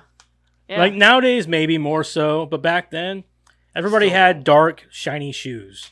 So how often do you really look at a man's shoes? True. I mean, you wouldn't really care. you Like know? back then, they weren't wearing vibrant colors and stuff like that. You know, the only time I probably look at another man's shoes is if I'm in the shitter and somebody next to me is blowing it up. you do that too when someone's in the bathroom. You're just like, Is it? damn, dude. I'm gonna find you later, I promise. I'm gonna know exact. I'm gonna point you out just by the shit. You're wearing them new Air Jordans. I see. Red and white. Gotcha. I laughed kind of at the beginning, and you're not. I mean, I know it's not supposed to be funny, but like when right before he beats up that fat guy at the beginning, when he's like, you know, I'm not supposed to be here, and some random guy like, you know, yells out, and he's like, me neither. You guys run this place like a fucking prison. No, because I started laughing at that part too. Like, before they started beating him up, I was like, yeah, and when they start beating him up, you're like, oh. But right when he said that, I was laughing because that was pretty funny to me. I'm pretty sure I was still laughing whenever they were beating him up. Oh my Oh god. man. Poor guy. And I loved every time they said everybody in here is innocent. Yeah, That was everybody in here is really innocent. funny. Didn't you know? Mm-hmm. Lawyer fucked me. Lawyer fucked me. Lawyer fucked me. And the other, like when What you he's doing gonna here? save, Lawyer fucked me. when he's gonna save him money, like when he's trying to tell him, you know, like give the money to your wife. Yeah. He's like, why should I believe some banker? Well, you just said why. Yeah, because he's a banker. He's not in there for like fucking around with his banking stuff. He's in there for killing his wife. So maybe you should believe him about the I banking mean, he stuff. was a vice president of a bank, so Yeah, I mean maybe he knows what he's talking about. Some hotshot banker. Yeah.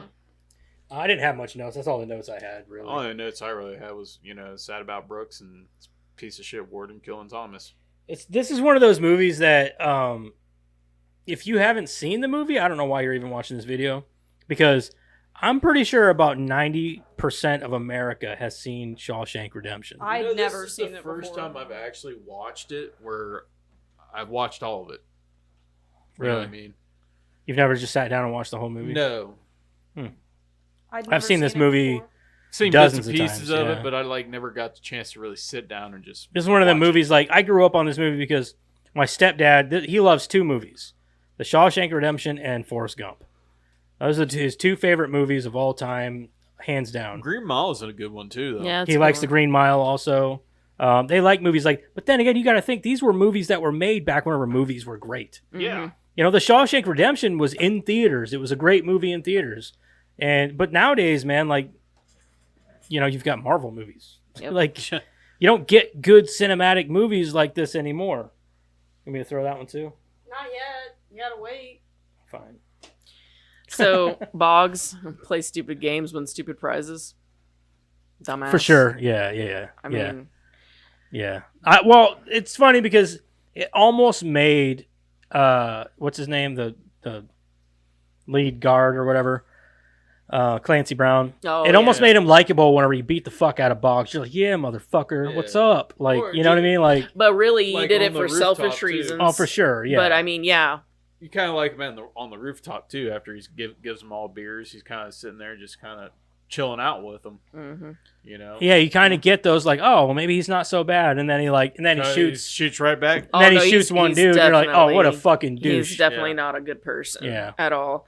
You started liking him, and then right when he kills Thomas, you're like, yeah, fuck you, dude. Yeah.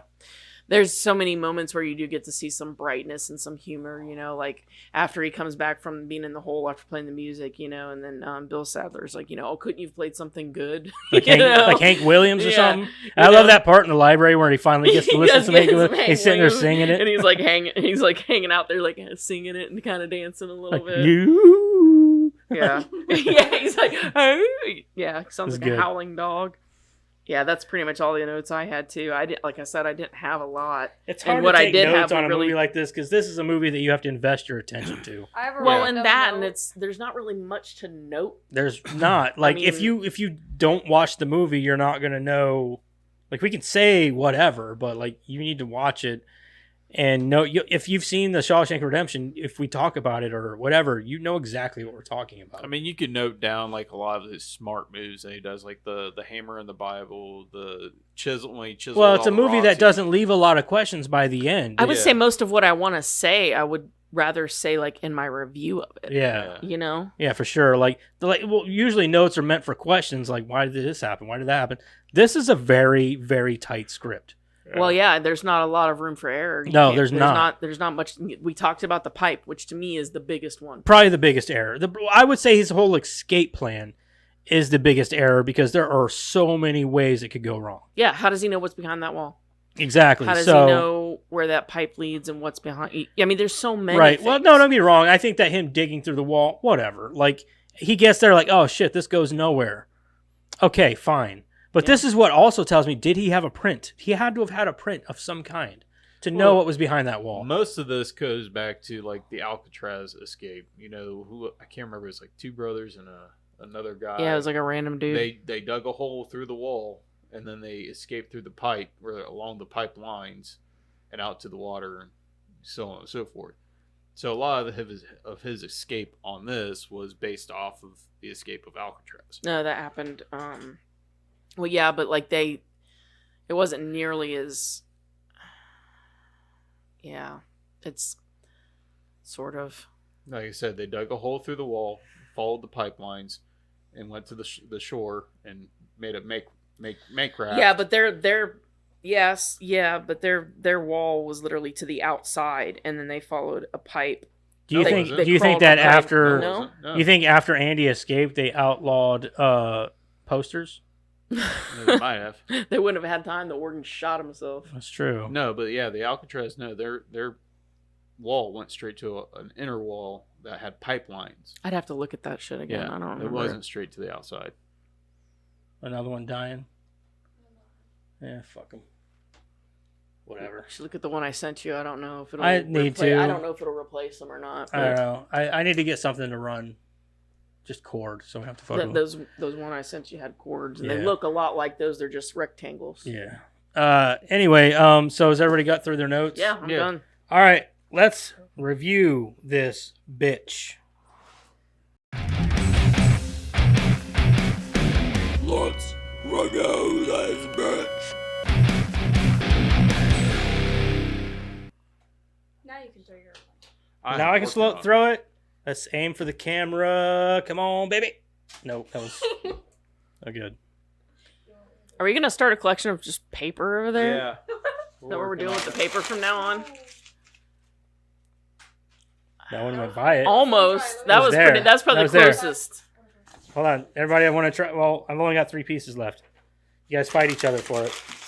Rock, paper, scissors. I'm good. Rock, paper, scissors. Rock, I'm paper, good. scissors. If Eric wants it, you want it? That was What- bad. what You am I want to supposed try to it? do? You're supposed to try and hit the camera. You gotta hit like, the camera. You're trying to. Gotta hit make it the- look cool. It's coming at the camera. Yeah. We're trying to be cool. What are you? He's crumbing it up in a weird way. He's like folding it I was as gonna he. make a goose out of it. A goose. Like, "Eh." Yeah. Okay, theirs Aw. was the best. Probably. Yeah, because it whizzed Yeah. by it. Yeah. You could slow that down just like in Yeah. editing, Doot, like. doot, doot, doot. Yeah. Oh. All right. That's passes funny. it. All right. Let's start with Eric. Give us your review on The Shawshank I Redemption. really like the fact that they took a lot, like I said, the Alcatraz. They took a lot of stuff from the Alcatraz escape. His intellectual, how much intellectual he had. He'd take Intellect? Back, yeah, intellect, whatever. See, he's smarter than me. Anyways, how he put the hammer into the book, the Bible, and how he, In Exodus. yeah. And He had 20 years to in plan the all this Exodus. out. And then every time he chiseled the rocks, he'd put it in his pockets and let it, that way there wasn't any trace. How did I you like get the- it the- all off the floor without any itty bitty crumbs? I mean, I'm sure he I'm sure them floors weren't exactly the Yeah. cleanest. As long as he made it look decent, he wasn't like extra crumbs. Plus, they seen that he chiseled rock in his, Oh yeah, I guess that's true. so there's another right. thing. His floors He are hid probably everything dirt. in plain sight. Yeah. And then, I love the era, the time of the era. the score, the acting was great. That's spot on. So I gave it a 9 out of 10. There was really nothing cons that I could find other than the pipe. But that's literally, I mean, the only thing bad about it. I give it a 9 out of 10. Okay, Addison. Ditto. I'm not good at explaining things, but I like the music too. It sets the mood. That's weird. I can't say it like that. Anyways, yeah, it's I like the movie like a lot. I didn't think I was gonna like it either because I don't really like sitting in one place movies. But I don't like action movies either. And yet she loves Die Hard, one of the actioniest action movies of all actions. And he's sitting in one place the whole time. I don't know So what maybe I like. All right, so what do do you like give those it? Movies. Oh, me? She gave it a 9. Oh, I gave it an 8.5. Oh, 8.5. Oh. I thought you said it ditto. I thought you did too, but Oh. I just wanted to clarify. She wanted to make it a little Fair different. enough. All right, Karen, what do you got? So, I said aesthetic first right off because that's my favorite, like, era of movies. Anytime there's something in, like, that Art Deco look. Yeah, the I love 1940s it. and Love shit. that shit. Yeah. I would say, so, like, the acting, obviously, spot on, great. Nothing wrong with it at all. But I think the use of music in this movie is very interesting because there's not a lot of it. Not a lot to speak of. Not even just a thematic use of music. There's very little to speak of, and what is there is very downplayed. So I like that they used music almost to prove a point or to as part of the acting almost. But my absolute favorite part about this movie is that how his plan was hidden in plain sight, even to the viewer. If you were paying attention, you could have put his plan together too. Yeah. You know, you found, he had a secret identity. Yeah. That had money. He had this I mean, just if you were paying attention, you could have put his plan together too if you really wanted to, or if you really paid attention. So he put this plan out there just for the viewer too. And I find that just kind of amazing. I said that too. I said that Andy, he's one clever fucker. Yeah, I mean, because like even by the end of it, even you're like, holy shit, you know what I mean? Like I knew, like obviously watching it this time, I knew all that. Yeah, but you go back to watch this a second time, and you really notice how in plain view his plan is, how in your face and in anybody's face it is, like how there it is. So to me, this movie is near perfect because to me the only thing that was wrong is that that's the whole. he's trying to show me not right now, dude. I'm in the middle of this. I know. I'm waiting. I'm just putting it out there. But like, we're talking about the pipe thing. That's the only thing, in my opinion, and it's not even a huge thing. It's sort of just there, and it could have gone either way, sure, but I don't know. It's not that huge of a thing. So it's a near perfect movie. I'm gonna go 9.5. Yeah, that's pretty hostile. I think for me, this movie, it slides into first base with ease, man. What is it? And the pipeline that they followed. Oh, that was like the hole from their room into the exterior wall. Gotcha. So this movie, it really lands. It always has. It's just a classic fucking movie. What do you say about the Shawshank Redemption? It's been around since '94, and it's still a lot of people's, especially older generations, favorite fucking movie. And it's that movie for a reason, because it's just a good movie. It's solid. The writing is solid. The acting is solid. It's just it's funny at times. It's very serious. It's well acted. The music's great. It's just a great Stephen King adaptation. One thing I always said about Stephen King is some of his books, some of his like nonfiction, not horror movies or books or whatever are better than his horror stuff, because like this and The Green Mile, like Those are great fucking movies. Well, they're And just great adaptations. they're amazing for the same reason that his horror stuff is amazing. It's the human element that he Maybe does we so just well. got shittier directors for his horror movies because let's face it, he's had some. If some you read web- his books, it's the human element that he captures. yeah, like Storm of the Century. If you've ever seen that, Mhm. it's like 4.5 hours long. Yep. But it is fucking amazing. It's good. It is so good. In his Um, books and in his stories, it's the human element that drives the story Yeah. and does so well. But I think for me, there's a lot of things about it to love. There's not much to hate. Morgan Freeman narrates it. You don't get better than that. I think that what's his face who plays Andy Dufresne, Tim Robbins. yeah, is awesome. I think everybody is great. Clancy Brown, everybody. So, but it's still not my favorite movie. This is my review, not everybody else's. What everybody else thinks of it. I'm going to come in here. I'm going to say, like Madison, I'm going to give it an 8.5. I love it, but it's not my favorite. 8.75. 8.9. But you were close. That's close though. That's good. That's a good score. Mhm. Let's get into What our was Rotten your- Tomatoes. What's everybody's first Tim Robbins movie? I'm just curious. Andy The guy Dufresne. plays Andy Dufresne. I've Oh seen man. It before. I don't I've seen him in a bunch of stuff. I'm gonna say Mine's it might be this. Howard the Duck. Howard the Duck. Oh yeah, definitely. Yeah, it He might. played Phil. Yeah, it might be Howard the Duck. So every time I see him, all I can hear is saying is "Me, Phil." You know, like- either Tries this to talk Howard all the Duck black and white. or what's that movie where he invents the hula hoop? Isn't that him? he played Einstein in something, but I never saw that one. IQ. He played Einstein in IQ. Yeah, I remember that. I remember. Anyway, but I also remember him in War of the Worlds where he was crazy. Yeah.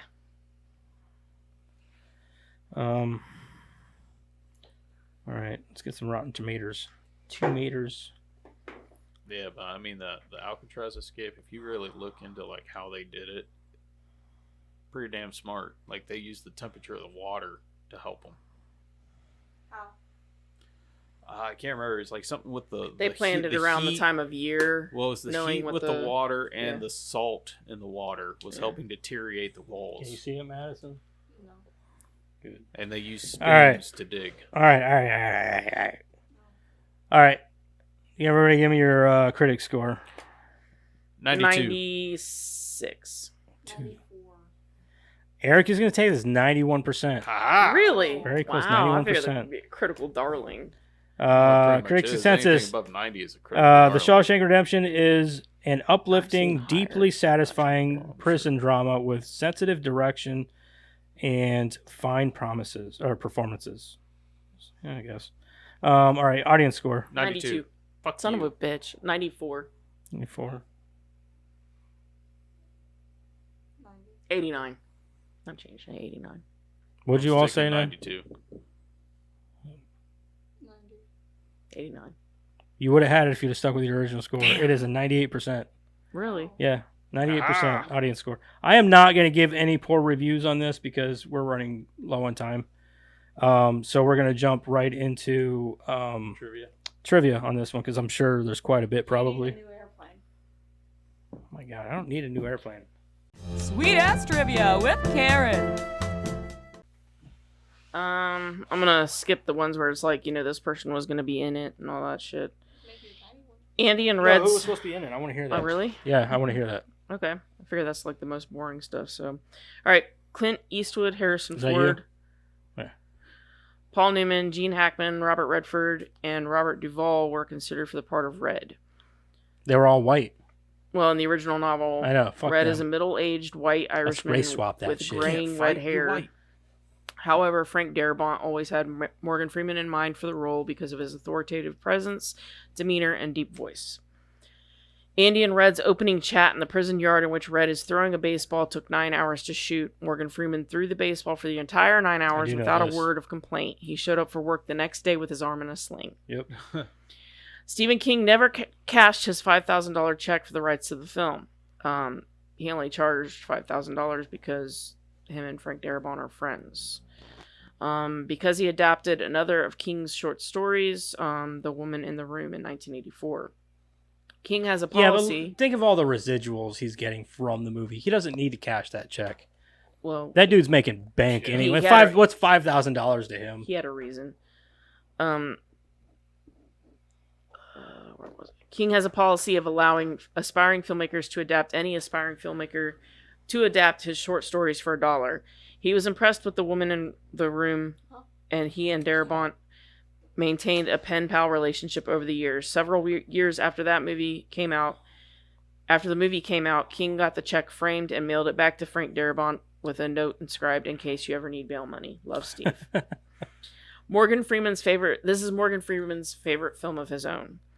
The mugshots of a young-looking Red that are attached to his parole papers are actually pictures of Morgan Freeman's younger son, Alfonso Friedman.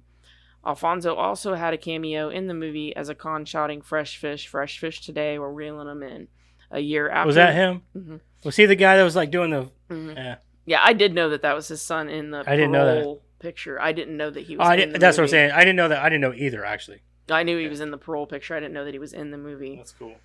A year after the Shawshank Redemption, he appeared as a fingerprint technician in another Morgan Freeman, 7. Stephen King has considered this to be one of his favorite film adaptations based on his own work. Despite being widely considered as one of the greatest movies of all time, it didn't receive a single Oscar win, though it was nominated for 7, including Best Picture. Clancy Brown said that he received several offers from real-life corrections officers to work with him in order to make his portrayal of Captain Hadley more realistic. He turned them all down because Hadley was an evil character and he didn't want to misrepresent real correction officers. The film's initial gross of $18 million could not even cover the cost of its production. It did another $10 million in the wake of its Oscar nominations, but the film was still deemed to be a box office failure. Morgan Freeman has cited the film's difficult name as a major reason for this, because back then, when there was no internet to speak of, word of mouth played a much bigger role in any film's success than later on. Jon Favreau auditioned for the role of Fat Ass. He later told Empire magazine that this was the worst audition he ever did, and it encouraged him to try and lose weight. Jeff Bridges, Tom Hanks, Kevin Costner, Tom Cruise, Matthew Broderick, Nicolas Cage, Johnny Depp, and Charlie Sheen were all considered for the part of Andy Dufresne. I don't like any of them. None of those. I don't like the idea of any of those. Hanks actually turned it down. Hanks would be the only one that I could maybe see him playing the role. I don't like his voice for it. Right. It's too. Yeah, it's too up. Squeaky. Yeah. I like Andy's very toned down, very calm. Yeah, it's very calm, and he's just He turned it down because he was committed to play Forrest Gump. However, Hanks did play in Darabont's next film, The Green Mile, also an adaptation of King's work. Kevin Costner also liked the script a lot, but was then embroiled in the filming of Waterworld. Oops. Yeah, oops. That was a flop. Yeah. And a fucking massive fucking disaster of a movie. He would have been, I feel like, wrong too, just somehow. He just wouldn't have, he would have been off for Andy. I mean, he's soft-spoken, but he commands a presence about him. Yeah, he's got a presence about him. Whereas Andy Dufresne, or Tim Robbins, you don't see him coming. He's got this very meek kind of demeanor. That's what you know what I mean? You don't. He's just kind of like waddles around. It helps him to hide in plain sight. Yeah, you don't expect it. The last word spoken in the movie is hope. That is the major theme of the film. All the pictures in Andy's cell, except for the big posters, were handpicked by Tim Robbins. The American Humane Society monitored the filming of... This is my favorite piece of trivia. The American Humane Society monitored the filming of scenes involving Brooks's crow. During the scene where he fed it a maggot, the AHS objected on the grounds that it was cruel to the maggot and required that they use a maggot that had died from natural causes. One was found and the scene was filmed. Years later, Frank Darabont admitted that he had killed the maggot himself. So stupid. A maggot, dude. A maggot. The character Andy Dufresne had a cameo appearance in Apt Pupil, another Stephen King novella. Andy handled the investments for Dussander, the Nazi in hiding. Voted number 4 on Empire Magazine's 500 Greatest Movies of All Time.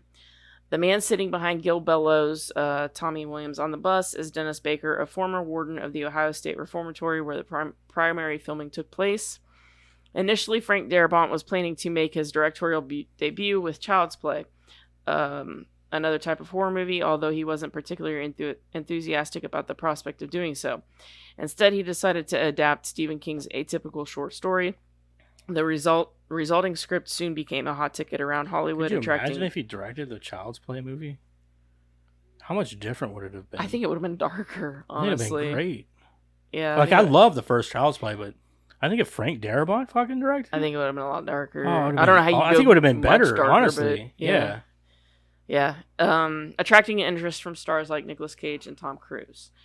Red says he has no idea what the ladies in the Marriage of Figaro are singing about. Actually, they are composing a letter to the husband of one of them, inviting him to meet with the other in order to expose his infidelity. Which is kind of interesting since Andy's in there because of... for that reason. Yeah. According to the Bureau of Labor Statistics, the $35,000 that Captain Hadley inherited from his brother in the spring of 1949 had the same buying power as approximately $387,000 as of May of 2021. Meaning Andy Dufresne was able to help the hardest screw that ever walked a turn at Shawshank State Prison keep nearly $400,000 tax-free. When the police came to arrest Norton, you can see the state of the seal of Ohio on the doorknob as it's turning. Thomas F. Wilson, best known as Biff in Back to the Future, was considered for the role of Captain Hadley, but wasn't interested in playing a villain again and declined. I don't blame him. Yeah. Interestingly enough, Tim Robbins, who plays Andy, almost was cast as Biff, but the producers preferred Wilson and Robbins was passed over. I can't imagine him as Biff. No. Oh, well, Yeah, I've seen him play kind of a dick. I say he can play a dick, so yeah. Wasn't he like I one could of see it. the anchors and Anchorman in that fight scene? He Yeah. had like a lisp and he Mhm. was kind of a dick in that. Yeah. I don't know. I think he could play. He could have played Biff. Yeah, He's got that. I think he's he got could. tall. That if he put it on. Oh The yeah, performance. he's like 6 foot. Yeah, he's something. fucking tall. So like, but if he did, I think he could pass for Biff. Yeah. But I like the other dude that did it more. So. Oh yeah. Throughout the movie, the harmonica is used as a symbol for hope. Andy relates music to hope, for which Red says the prison is no place for hope, and that he had quit playing the harmonica after being incarcerated. Andy later gifts him with a new harmonica, attempt to renew his hope. Near the end of the film, when Red decides to break his parole to find Andy's tree, a harmonica is introduced into the film's score the exact moment the tree clearly appears on screen. You know, I saw him with that harmonica, and I'm like, I'd like to have a nice harmonica like that. Yeah. And I would almost try to learn to use it. Yeah. Almost try to learn. Almost. I might try to, but I probably get on somebody's nerves with it. Like, would you fucking stop? Stop it! Like, but like, I never understood how people learn how to play the harmonica. Like, are there musical notes? Like, how do you measure notes on a harmonica? I couldn't tell you. So, Always yeah. breathe in, breathe out. Yeah. Well, I'm saying, like, are there certain notes you can hit on a harmonica? Like, Yeah. I never understood, like, maybe different pitches, I suppose. I would assume, yeah. And you I mean, those pitches there's with the way you're like, breathing because in it's and not like a out. flute where you put your finger on certain Yeah. holes. Yeah. Well, like some of them you see, watch, they put their hand on the backside of it. Yeah, and they like do this and everything. And I'm like, it's like, it would be like a cool hobby. It would be a great hobby because it's a hobby you could just like an instrument you could take everywhere. So it would just be cool background music. Yeah.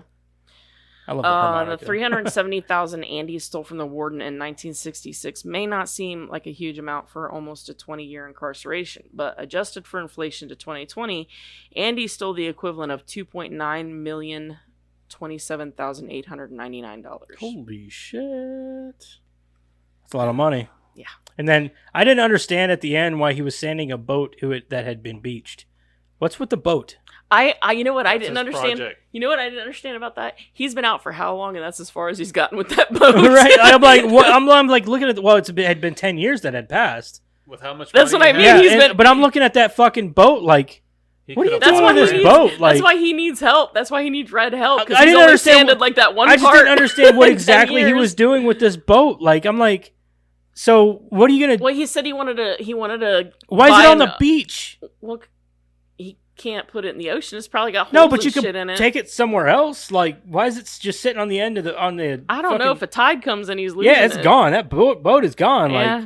Like, hey, I don't know. where do you feel like sanding your boat today? Just put it out by the water. You Yeah. know, we'll move it back in later. No, fuck. Like, just leave it in your garage. Maybe it was just the last shot they wanted it to be. Yeah, like, that it's got to be big. beautiful. It's He's got to be sanding the boat, you know. Yeah. Or it could just be a boat that's just sitting there. I just didn't And understand. he's just kicking the sand throwing rocks or something into the ocean. I don't know, Sitting in the it's back of just- boat fishing. To me, he's been gone for 10 years, and like you'd think he'd show up and he'd have some sort of part of his business running. Or well, not even And that, with- but like show him With $3 as- million? Yeah, Like, well, not even. Maybe he does, but we didn't see it, so we don't know. Like I all we know is guess. he's standing Yeah, a maybe. shitty boat on the beach. Yeah. Why? Like, where's this? Did he ever get his business off the ground? Like, That- I yeah. have questions. You have Can we do it? questions? Can we do a sequel to this movie? A sequel? Just about like Andy and Red and their business ventures and stuff. Maybe it turned into like, give me a Rick and Morty show, Oh, like, God. but about Red and Bubba Gum Shrimp Company. Andy and Red. Like, yeah, anything. Maybe that's what it became. I don't know. I'm just saying. Give me It's a some household resolution. name. Like, did for all we know, Red died the next day. He was old. That's terrible. Don't put that in my head. Just saying. Frank. Got to the oh, beach and talking corrected. about the ending, Frank Darabont preferred the end of the film with Red searching for Andy. In fact, if he had been allowed to shoot the ending as he wanted, the closing shot would have been Red on the bus heading for the field. Darabont wanted to end on an open, ambiguous note, but Castle Rock insisted on a reunion between the two to please audiences. I think it worked better. I agree. I don't think I'd have liked an ambiguous because then I'm just ending. gonna have more fucking questions. Well, did they ever meet? Well, not just that. This whole movie has really been, I hate to put it this way, but it's really been a love story between two men. Yeah, right. Yeah. You know what I mean? It's About a loving, two men's a friendship. loving friendship. Yeah, a between loving two friendship men. between two guys. And the reason I put it that way is because they only had each other for so long. 20 years. Yeah. They spent together. So they mean a lot to each other. yeah, Is all I'm I saying. agree. And Yeah. to end it without telling you what happened to the two of them would have been a slight to the viewer. Right, exactly. And so this is the one time where I'm saying the studios stepped in and it was a good idea. Yeah.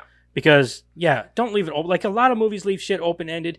Why? Yeah. Just give us some resolution. If man. if it makes sense to do so, then do it. But Yeah, right. in this If case, you're I gonna don't think make so. a sequel to it, then Yeah, like Yeah, maybe like that- something like that that. one would Or be you know if you for left the sure, sequel like with even if that. it doesn't show it, you know for sure that is Yeah, what you know happened. that. Yeah, You know what I mean? But in Yeah. this case, if they would have done that, it wouldn't have worked. right. No. So So instead of showing us a teary reunion, the film observes it from a distance. Darabont's respond to Castle Rock's demands. That's a perfect resolution. That's perfect. It's good, yeah. Between when Andy is making his escape, he crawls through a drainage tunnel filled with raw sewage. The sludge was actually a mixture of chocolate syrup, sawdust, and water. And 2 decades later, the pipes still smell like cocoa.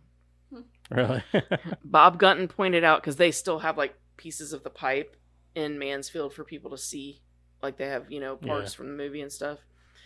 Bob Gunton pointed out that Tim Robbins' towering height, 6'5", narrowed down the number of actors who could play Warden Norton, since Andy's escape plan is dependent on stealing and wearing Norton's suit. Gunton was 6'2". was he really? Yeah, He looked. They made him look so short in the movie, though. they did. Who? Like he did not look the warden. Well, they did. They did a He did lot not of that. look tall. They did a lot of that because a lot of the actors were actually almost the same height as him, or like taller in some cases. So they did a lot of like down shoots with cameras and stuff. Well, I know the part where he comes into the cell and sizes up Andy. I noticed I was like, he is like almost as tall as Andy. Like, how is that even possible? Mm-hmm. So, because he'd have to be taller than maybe even I don't know. I bet Clancy Brown's pretty tall. He looks tall. Yeah. So I think that he was one of them that they tried to keep from like having them next to each other. next and to each stuff. other, yeah.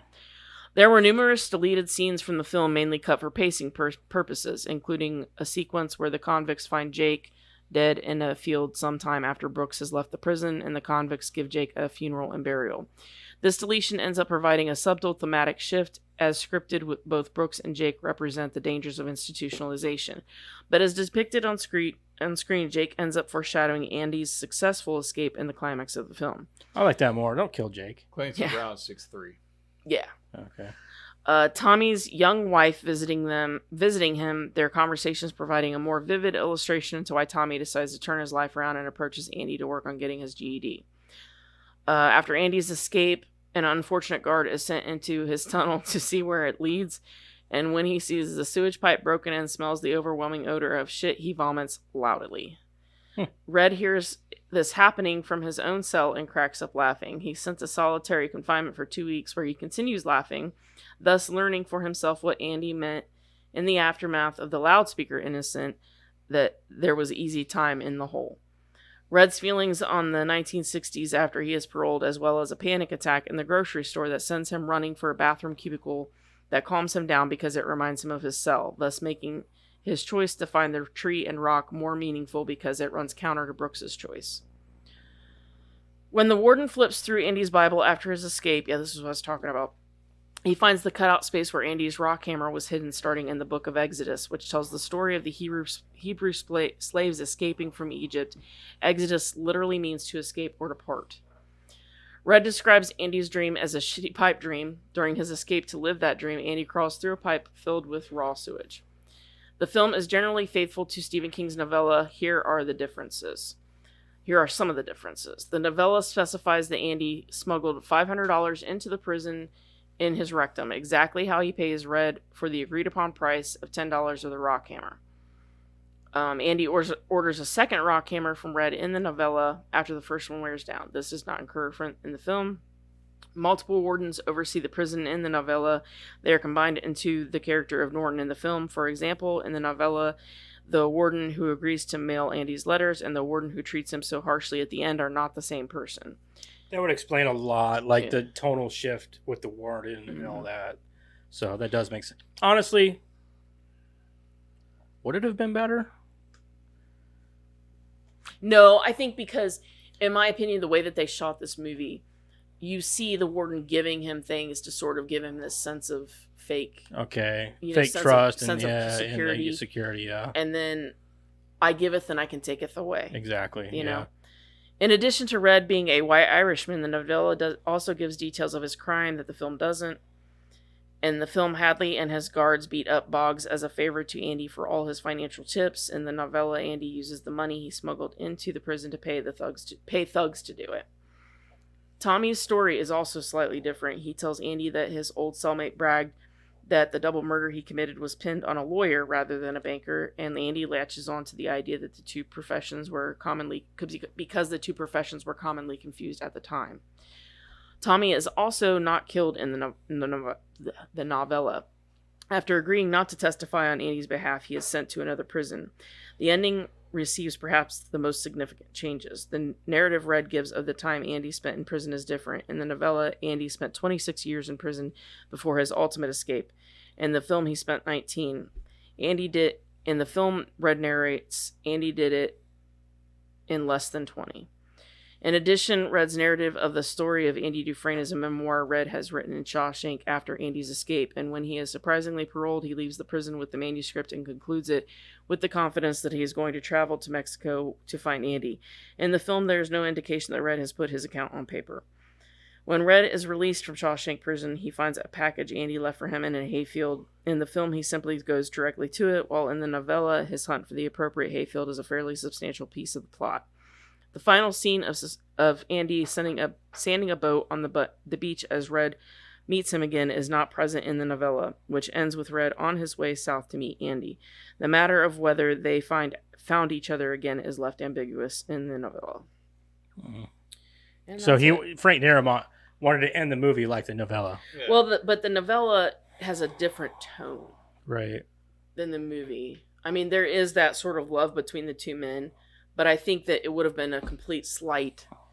The way that the novella ends ambiguously, you have that hope that, because of the way King writes. Right. King writes that human element, so you as you the feel reader, hope for it. As the reader, you feel, I hope he finds him. Well, as the reader, you're going, they're going to find each other. Yeah, they'll find each other. It's no problem. But, as the viewer, I think if you left that ambiguous, you would have not had that same. I get it. Yeah. Feeling. Yeah. But that hope that end the end in the movie was like, it was that ending that was like, oh man, that's a feel good movie. Mm-hmm. That's what they turned the novella into, was like a feel good movie. Yeah. Instead, the novella was a little more like, well, all you have at the end is hope, and that's what you had at the end, was that you hoped that Red found Andy at the end. Mm-hmm. So I get it. I get the differences. I suppose. Yeah, you were fairly sure he would, and you were. Yeah, but at the same time, but like you had that hope that he did. That's the theme of it, is that hope. Yeah. All right, so that is the Shawshank Redemption. God, that is a long one, man. Jesus. Yeah, I was That trying is to go that as is fast dreadful. as possible. I think it was all because of Morgan. Because of who? Morgan Freeman. Morgan Freeman. I'm telling you, dude. Yeah. God. Had to talk about his life. I got to talk about the movie. I'm cross-eyed now. Yeah, no shit. Jesus, that was a tough one. So are we gonna do what we talked about, or are we gonna? Let's see what we draw first, Okay. and we'll decide from there. Don't say it out loud. Don't say it out loud. Let me see it first. All right. God, I hope it is. It'd be fucking hilarious.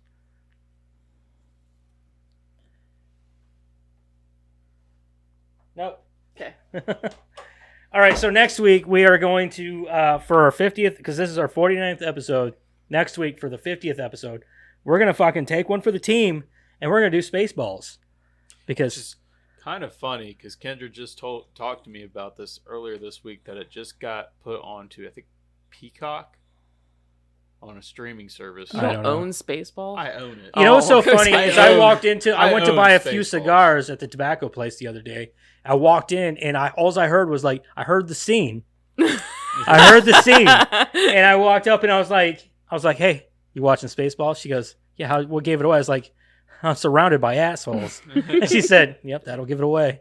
Knock next time. Knock next It was time. definitely a sign. I was like, oh, we got to do Spaceballs. I hope we get Spaceballs. Did you see anything? No, I didn't see you playing with your toys again. I didn't use your pen. It might die. So next week we're gonna do Spaceballs, starring Rick Moranis and a bunch of other cool people, like John Candy and the Independence Day guy. I don't remember his fucking name. Bill Pullman. Yep. Bill Pullman. Bill Pullman.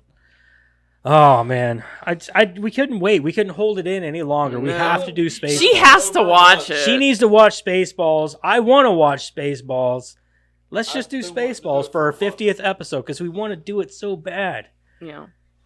I can't wait. I love this fucking movie. This is easily. I'm going to tell you my It's score on already. Max. It's a 9.5. Max. That's Yeah, right. it's on Max. It's Oh, on Max. Okay. Mhm. Yeah, this movie's amazing. I can't wait to fucking watch it.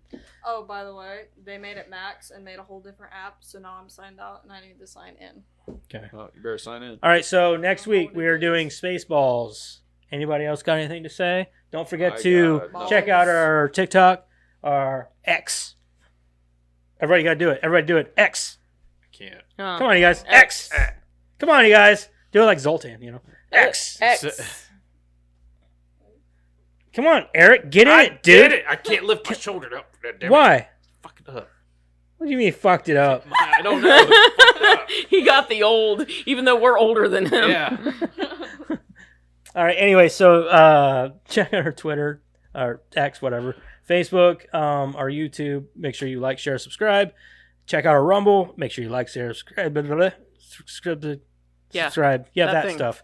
Also comments, and make sure you go to our Spotify and our Apple and all that good stuff.